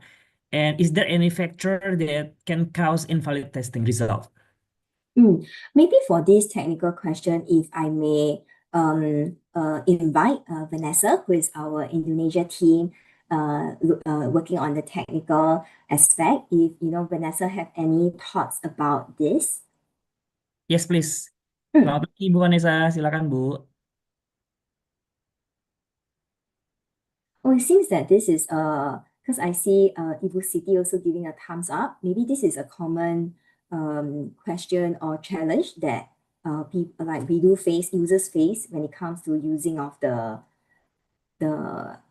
kits in an open space. Vanessa cannot open switch on her mic. Ya, Yes. silakan Okay. Bu Vanessa. Oke. Oke, jadi untuk Bu Ulin, jadi sebenarnya kalau untuk pengujian di ruang terbuka sebenarnya nggak masalah, tapi tadi mungkin pilihannya adalah yang refill menggunakan yang Raptor ataupun Raptor Solo. Nah, kalau untuk di ruang terbuka mungkin kan lebih baik kita menggunakan yang Raptor Solo karena dia sudah sistem baterai, jadi Ibu tidak perlu dicolok terus gitu ya, jadi dia bisa hand on langsung di lapangan. Jadi nggak masalah. Selain itu juga proses untuk ekstraksinya juga kan tidak perlu sampai lab yang seperti apa, seperti itu. Jadi kita butuh timbangan dengan mengukur beberapa jumlah size sampelnya, kemudian juga buffernya gitu. Jadi itu sangat mudah ketika kita akan dilakukan di ruangan terbuka gitu. Jadi tidak masalah. Kemudian untuk yang invalid test itu sendiri, jadi faktor utamanya pasti dari extraction prosesnya itu sendiri Ibu. Jadi kalau misalkan extractionnya kita tidak maksimal, tadi kan kita ada didiamkan beberapa menit ya Bu untuk sampai kita dapat sampel yang sudah terekstrak. Nah, di situ bisa menyebabkan invalid testnya juga. Seperti itu. Baik. Semoga Ya. menjawab. Baik, terima kasih Bu Vanessa atas jawabannya ya. Jadi tadi disampaikan oleh Bu Vanessa berarti memungkinkan ya Bu Lin ya untuk dilakukan di ruang terbuka. Tadi juga ada ketentuan tadi ada beberapa hal terkait dengan tidak perlu selalu colok baterai dan sebagainya. Oke, dan juga memastikan terkait dengan proses ekstrasinya tadi ya supaya tidak terjadi invalid result. Baik, berikutnya ini ada pertanyaan dari Bapak Muhammad Rahman. Ini buat Pak Ahmad Jauhari. Selamat siang Pak, saya mau bertanya kepada Pak Ahmad, program apa saja yang sudah KKP buat dan sedang berjalan untuk meminimalisir terjadinya high histamin di Indonesia. Karena yang saya lihat terutama di daerah terpencil seperti Pulau Buru, Seram yang berada di Provinsi Maluku, itu suplai es masih sangat kurang. Listrik juga masih belum ada di beberapa desa yang sebagian bahkan lebih banyak nelayan. Percuma metode pengujian bagus-bagus, tapi kita tidak dapat meminimalisir dari saat penangkapannya. Silakan Pak Ahmad. Ya, terima kasih Bapak Moderator. Ini pertanyaan Pak Rahman cukup bagus ya, mungkin cukup menantang juga. Dan pada prinsipnya kalau dikatakan kita sudah membuat program, jadi program kita itu sudah banyak dan lama. Dan sebenarnya kalau terkait dengan badan mutu Pak Rahman, yang tadi saya jelaskan kita ada sekitar 10 sertifikasi, di mana yang ini bisa kita yang direct itu ke unit pengolahan ikan, kita ada SKP dan HACCP. Jadi ketika kita melakukan sertifikasi itu kan kita langsung lari juga ke penerimaan bahan baku, lari juga ke raw material. Di sisi lain kita sedang berproses yang ketika CPIB kapal itu juga akan mengecek ke sana Pak terkait dengan itu. Ya kami sadari bahwa Indonesia ini besar dan jumlah kapal itu ratusan ribu, tapi step by step namanya kita akan bertahap terkait dengan program-program untuk mereduce histamine tersebut. Terkait dengan kita juga berkolaborasi antara eselon 1 lain dengan PDSPKP, kemudian dengan Dirjen Tangkap, dan juga dari sisi dinas dan juga UPT kami yang di daerah, bahwa jelas bahwa hal-hal yang menjadi notifikasi negara maju atau negara mitra ataupun nanti di domestik pun itu akan kami confirm untuk kita akan tindak lanjuti Pak. Jadi masalah terkait dengan pengadaan itu kita tidak bisa bekerja sendiri. Di Maluku juga ada dinas, di sana ada juga istilahnya itu ada perpanjangan tangan pemerintah daerah, dan kita juga berkolaborasi terkait dengan terkait dengan histamin. Dan kita bisa lihat bahwa fokus histamin kita sudah mulai mereda, walaupun kita tahu bahwa ada beberapa negara yang fokus di situ, Pak. Jadi memang penanganan ini tidak bisa langsung, Pak, karena ya itu tadi yang Indonesia ini besar dan jumlah stakeholder kita ini banyak, Pak. Saya contohkan sebagai kapal saja, Pak, itu ratusan ribu, dan itu yang concern kita yang mulai dari yang 1 GT tidak pakai motor sampai yang di atas 150 GT dan perlengkapan dengan pembukuan ikan misalnya gitu.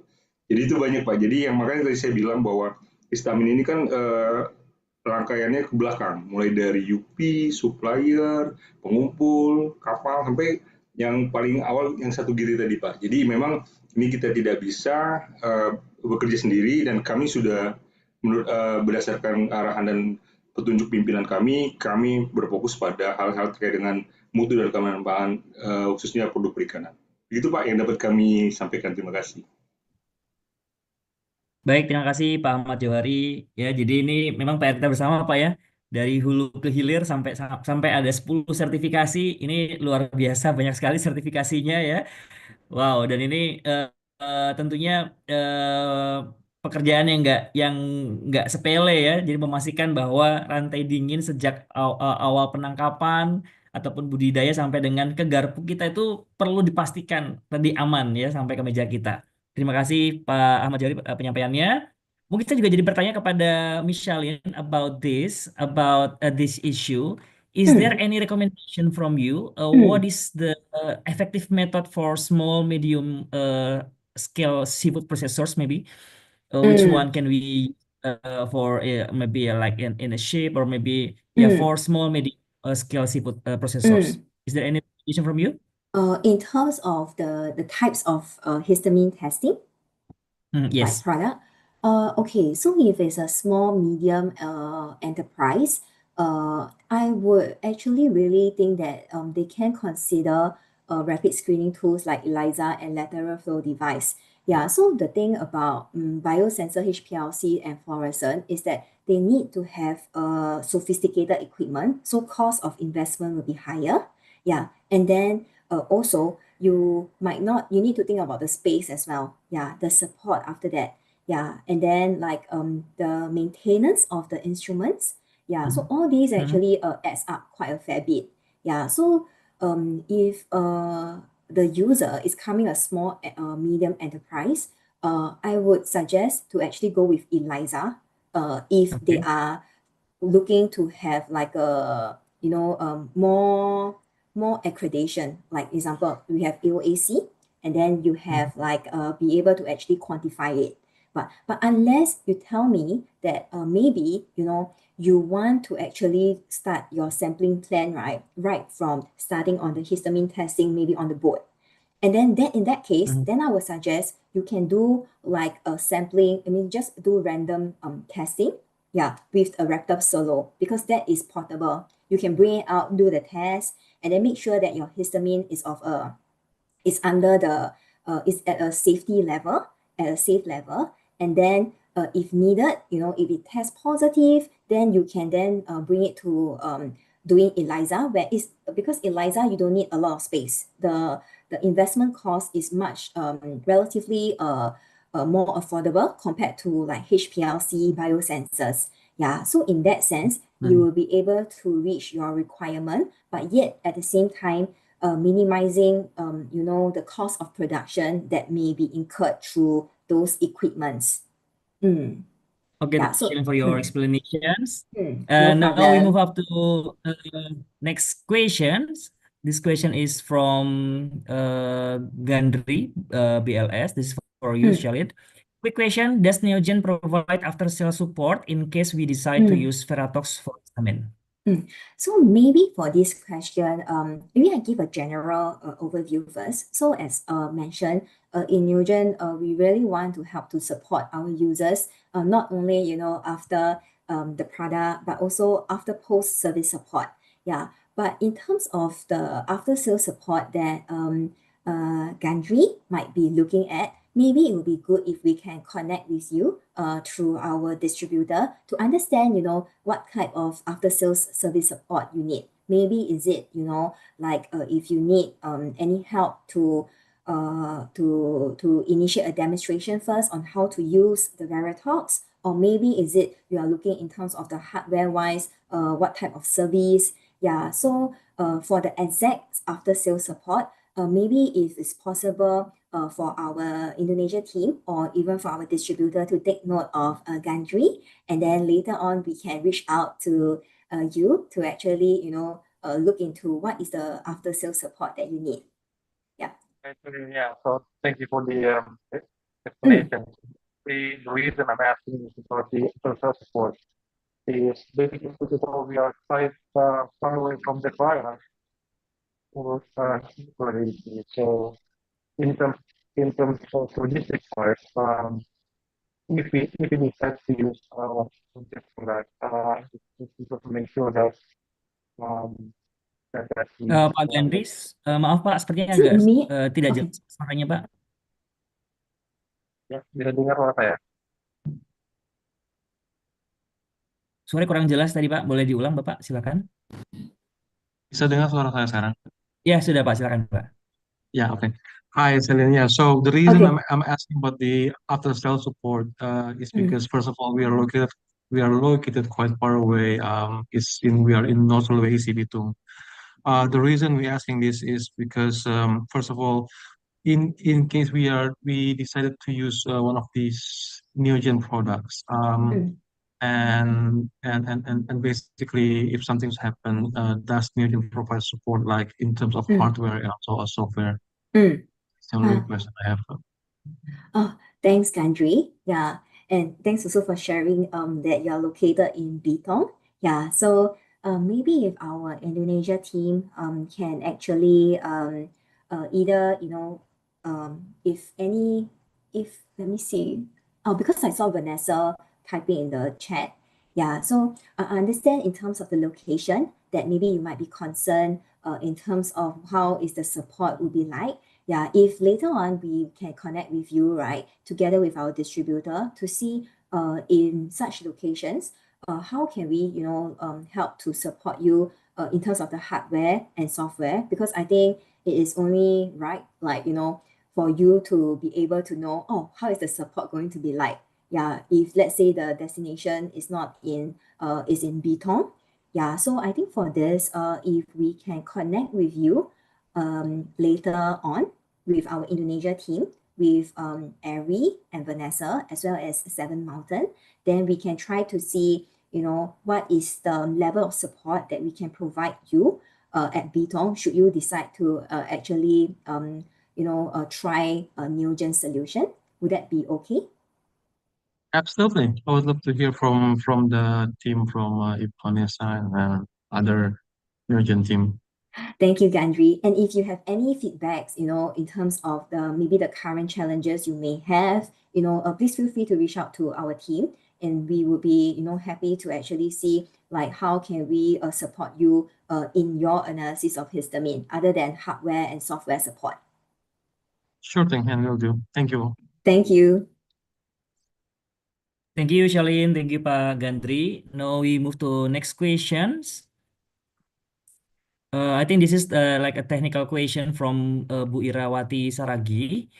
Bu Ira already tests on the field about histamine testing with the region control, the same region control, but the R value is not same. Or while doing testing on the different times. So is there any factor that affect this result? I will show the testing result.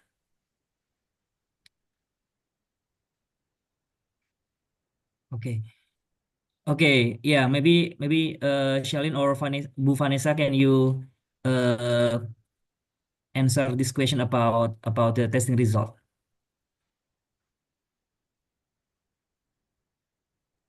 Oke, mungkin saya yang bantu jawab ya, Pak. Jadi Bu Ira nanti mungkin bisa dikirimkan datanya ke email saya. Saya sudah chat juga untuk alamat email saya. Pada dasarnya untuk nilai R ini kemungkinan memang bisa jadi berbeda karena nanti kan kita lihat juga dari yang extraction sampelnya, kemudian dari proses analisanya juga. Dari kalau ELISA kan ada proses apa namanya kayak red stopnya, kemudian juga ada apa washing time dan lain-lain washing.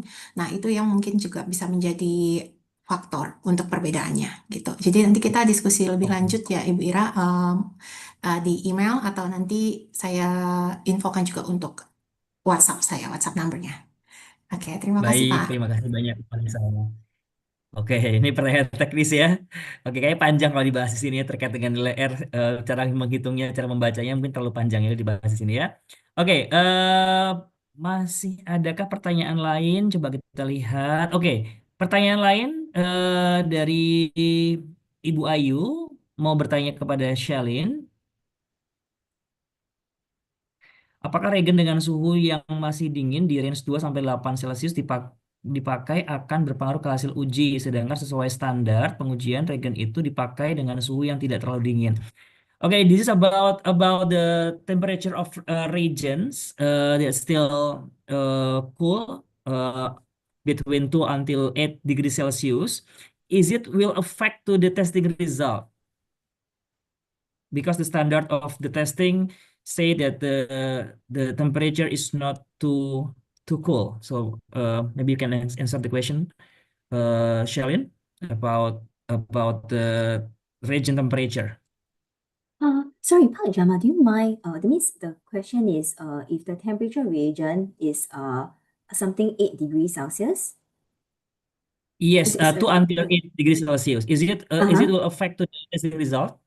Okay. So, in terms of the temperature wise, 2 to 8 is when we are storing, like in terms of I believe, the user could be using the ELISA and therefore talking about 2 to 8 degrees Celsius for the Yeah. storage. Yeah. So, usually when it comes to storage, right, as mentioned, is one of the critical important point to take note of, when we are doing the storage. Yeah, so any of these difference, right, may cause the chemicals to degrade or additional reaction.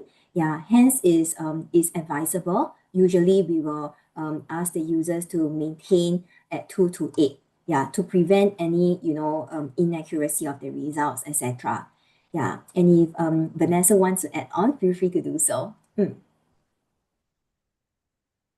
Silakan ada tambahan Bu Vanessa. Ya, mungkin untuk pada dasarnya kitnya kan memang disimpan di 2 sampai 8, tapi secara proses analisisnya kita tetap perlu apa ya, simpan dulu di suhu ruang. Biasanya kita simpan di 20 Oke. sampai 30 menit. Jadi stabilin dulu di suhu ruang karena kan sampelnya kita juga biasanya juga kita eh, apa ya, fokuskan dulu dia ada di suhu ruang. Jadi supaya tidak ada eh, reaksi yang lain ataupun nanti enzimnya juga akan bekerja dengan maksimal seperti itu. Jadi pada dasarnya itu hanya untuk penyimpanan kitnya saja dan juga kan ada beberapa kitnya neogen yang disimpan di suhu ruang. Nah, nanti sesuai dengan kit yang mana, kemudian secara prosesnya itu tetap di suhu ruang pada dasarnya gitu. Jadi dimaksimalkan saja karena kan nanti kita ada proses apa namanya preparasi sampel dan lain-lain. Nah, sambil kita proses preparasi itu biasanya kita akan keluarkan kitnya. Jadi kitnya tidak eh, langsung dikeluarkan ketika saat itu juga akan digunakan gitu. Baik, terima kasih Bu Vanessa tambahan penjelasannya. Semoga cukup jelas ya, Bu Ayu. Baik, silakan Pak Bu jika ada pertanyaan lain buat Pak Ahmad dan juga Miss Shalin. Tadi mungkin ada pertanyaan yang saya kelewat. Ini mungkin di luar dari histamin Pak Ahmad Jauhari. Ini terkait dengan pertanyaan dari Bu Siti Hartina terkait dengan case Salmonella 66 kasus di US. Nah, ini mungkin nanti bisa dijawab. Silakan Pak Ahmad mau jawab sekarang atau jawab next time. Mungkin nanti pas materi yang lainnya mengenai Salmonella ya. Ada Ya, tanggapan Pak Ahmad? Salmonella? saya setuju dengan moderator ini kan skupnya baru yang histamin. Mungkin nanti Histamin ya. kalau yang salmonella mungkin Bapak punya Kita bahas next series yang session ya. lainnya ya. Oke. Ya, Siap. makasih Pak. Siap. Terima kasih Pak Ahmad. Baik Pak Bu, apakah ada pertanyaan lain? Ini luar biasa ya materi kita hari ini membahas mengenai histamin. Kita sudah bahas regulasinya, kasus penolakannya, metode testingnya, pilihannya apa saja. Sudah sangat komprehensif materi kita hari ini dan ini bagus buat kita ya, sangat menginspirasi. Silakan jika ada pertanyaan lain atau mau open mic juga boleh silakan. Saya beri waktu jika ada yang mau menyampaikan secara langsung.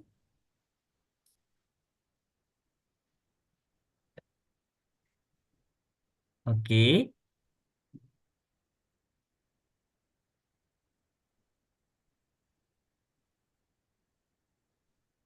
Baik, kalau tidak ada pertanyaan lagi, berarti saya cukupkan untuk sesi penyampaian materi dari Bapak Ahmad Jauhari dan Miss Shalin. Thank you very much for your presentation, very inspiring for us to gain our knowledge. Eh, Sekali lagi boleh tepuk tangan virtual ya kita berikan kepada dua pembicara kita. Terima kasih banyak. Saya kembalikan kepada Mbak Frita selaku host. Silakan Mbak Frita.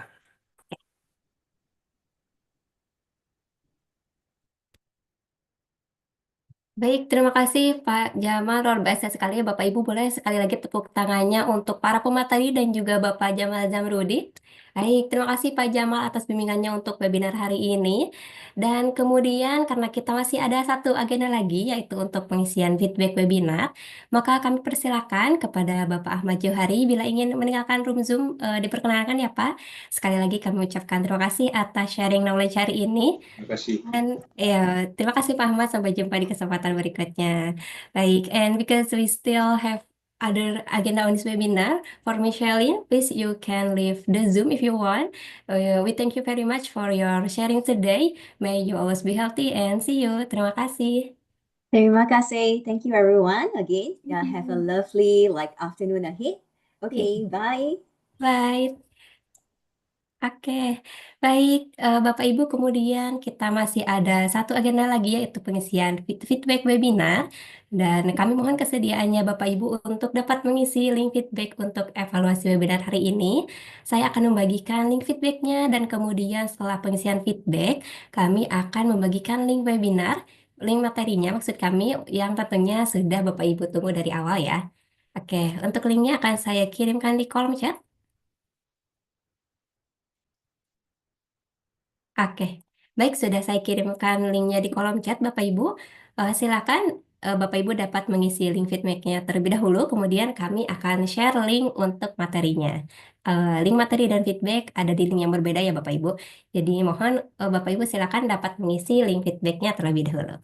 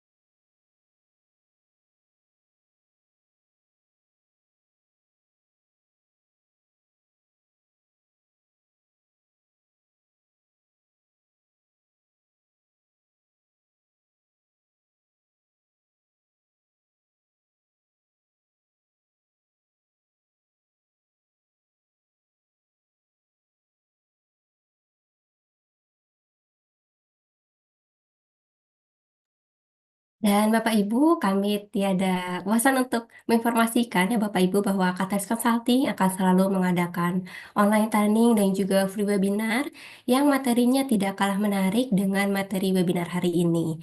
Jadi jangan lupa Bapak Ibu untuk mengikuti media sosial kami, ada Instagram kami @consulting.katalis, LinkedIn kami juga Katalis Consulting, dan YouTube kami Katalis Consulting. Kami akan selalu update terkait jadwal training terbaru di media sosial kami. Jadi Bapak Ibu jangan lupa untuk follow atau turn on notification supaya tidak ketinggalan informasi terbarunya. Dan kemudian untuk rekaman video webinar hari ini dapat Bapak Ibu review kembali, dapat Bapak Ibu tonton kembali di YouTube kami, di channel YouTube kami yaitu Katalis Consulting. Jadi silakan Bapak Ibu bisa mereview kembali video materi webinar untuk hari ini. Kemudian Bapak Ibu, kami juga ingin menginformasikan terkait sertifikat webinar bahwa kami akan membagikannya untuk peserta yang join dari awal sampai akhir melalui Zoom webinar hari ini ya Bapak Ibu. Dan kami akan mengecek kehadiran Bapak Ibu melalui report Zoom. Jadi tidak ada link presensi yang harus Bapak Ibu isi ya. Dan kemudian kami akan memproses kehadiran Bapak Ibu dan juga setelah selesai kami akan upload link materi maksud saya untuk sertifikat pada Google Drive di folder sharing materi untuk di H+3 ataupun maksimal di H+7 setelah webinar berlangsung ya Bapak Ibu. Bapak Ibu untuk link materinya juga nanti akan kirimkan melalui email untuk pengiriman sertifikat. Oke, baik terima kasih Bapak Ibu untuk pengisian feedbacknya dicukupkan Bapak Ibu. Terima kasih sekali lagi untuk Bapak Ibu yang sudah mengisi feedback dan apabila belum um, selesai untuk mengisi feedbacknya silakan linknya masih kami buka ya Bapak Ibu. Dan berikut kami juga mengirimkan informasi terkait media sosial kami. Silakan Bapak Ibu bisa di follow ataupun di subscribe dan juga turn on notification supaya tidak ketinggalan informasi selanjutnya. Oke, baik Bapak Ibu, baik itu saja mungkin yang kami sampaikan. Dan Bapak Ibu bila ada kebutuhan lain, Bapak Ibu bisa WhatsApp di official Katalis Consulting yaitu di 0813 8250 7245 atau yang seperti tertera di layar Bapak Ibu ya. Jadi nanti bila ada kebutuhan, nanti admin kami akan segera um, me- akan segera membantu kebutuhan Bapak Ibu semuanya. Oke, Bapak Ibu, untuk link materi akan saya kirimkan di kolom chat.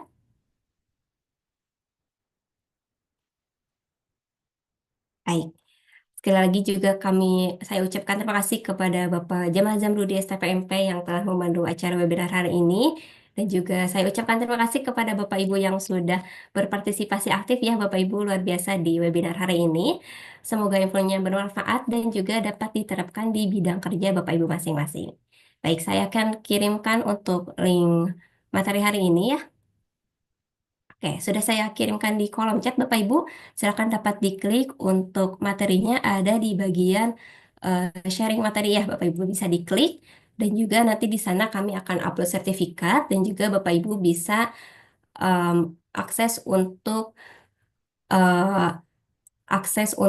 eh, foto dokumentasi hari ini. Silakan ya Bapak Ibu. Oke. Untuk hari ini tidak ada link presensi yang harus Bapak Ibu isi ya, tidak ada link absensi sekali lagi karena masih ada pertanyaan. Sekali lagi untuk hari ini tidak ada link absensi yang harus Bapak Ibu isi. Oke. Kemudian kami juga mengumumkan mengenai door prize bagi Bapak Ibu yang join dari awal hingga akhir bahwa Bapak Ibu akan berkesempatan untuk namanya tercantum pada undian yang akan kami infokan melalui akun Instagram @consulting.katalis. Jadi untuk Bapak Ibu silakan stay tune di Instagram kami dan pemenang akan dihubungi oleh tim admin kami ya. Jadi silakan Bapak Ibu bisa follow dulu Instagram kami. Baik, kemudian boleh banget Bapak Ibu bisa di-share keseruan training hari ini di media sosial. Dan jangan lupa untuk di-tag ke akun Katalis dan juga ke akunnya Neogen supaya bisa kami repost ya Bapak Ibu. Oke. Dan mungkin sampai di sini kegiatan hari ini. Bapak Ibu, sekali lagi saya mengucapkan terima kasih untuk Bapak Ibu peserta, untuk Pak Jamal, untuk Bapak Ahmad Jauhari dari BPPM HKP dan juga dari Neogen. Kita akhiri dengan hamdalah. Alhamdulillahirrahmanirrahim. Baik, mungkin sebelum diakhiri, apakah ada closing statement dari Pak Jamal? Nggak ada Mbak Prita. Terima kasih Oke, banyak buat Bu Vanessa dan oke. Pak Tama ya sudah berkolaborasi di pagi hari ini terkait dengan histamin. Terima kasih banyak. Iya, baik kami juga ucapkan sekali lagi terima kasih untuk Neogen dan BBPM HKP. Baik, terima kasih semuanya. Mohon maaf Bapak Ibu apabila ada kata yang kurang berkenan. Selamat siang dan sampai jumpa di Katalis webinar berikutnya. Wassalamualaikum warahmatullahi wabarakatuh. Terima kasih Pak Bu, sehat selalu.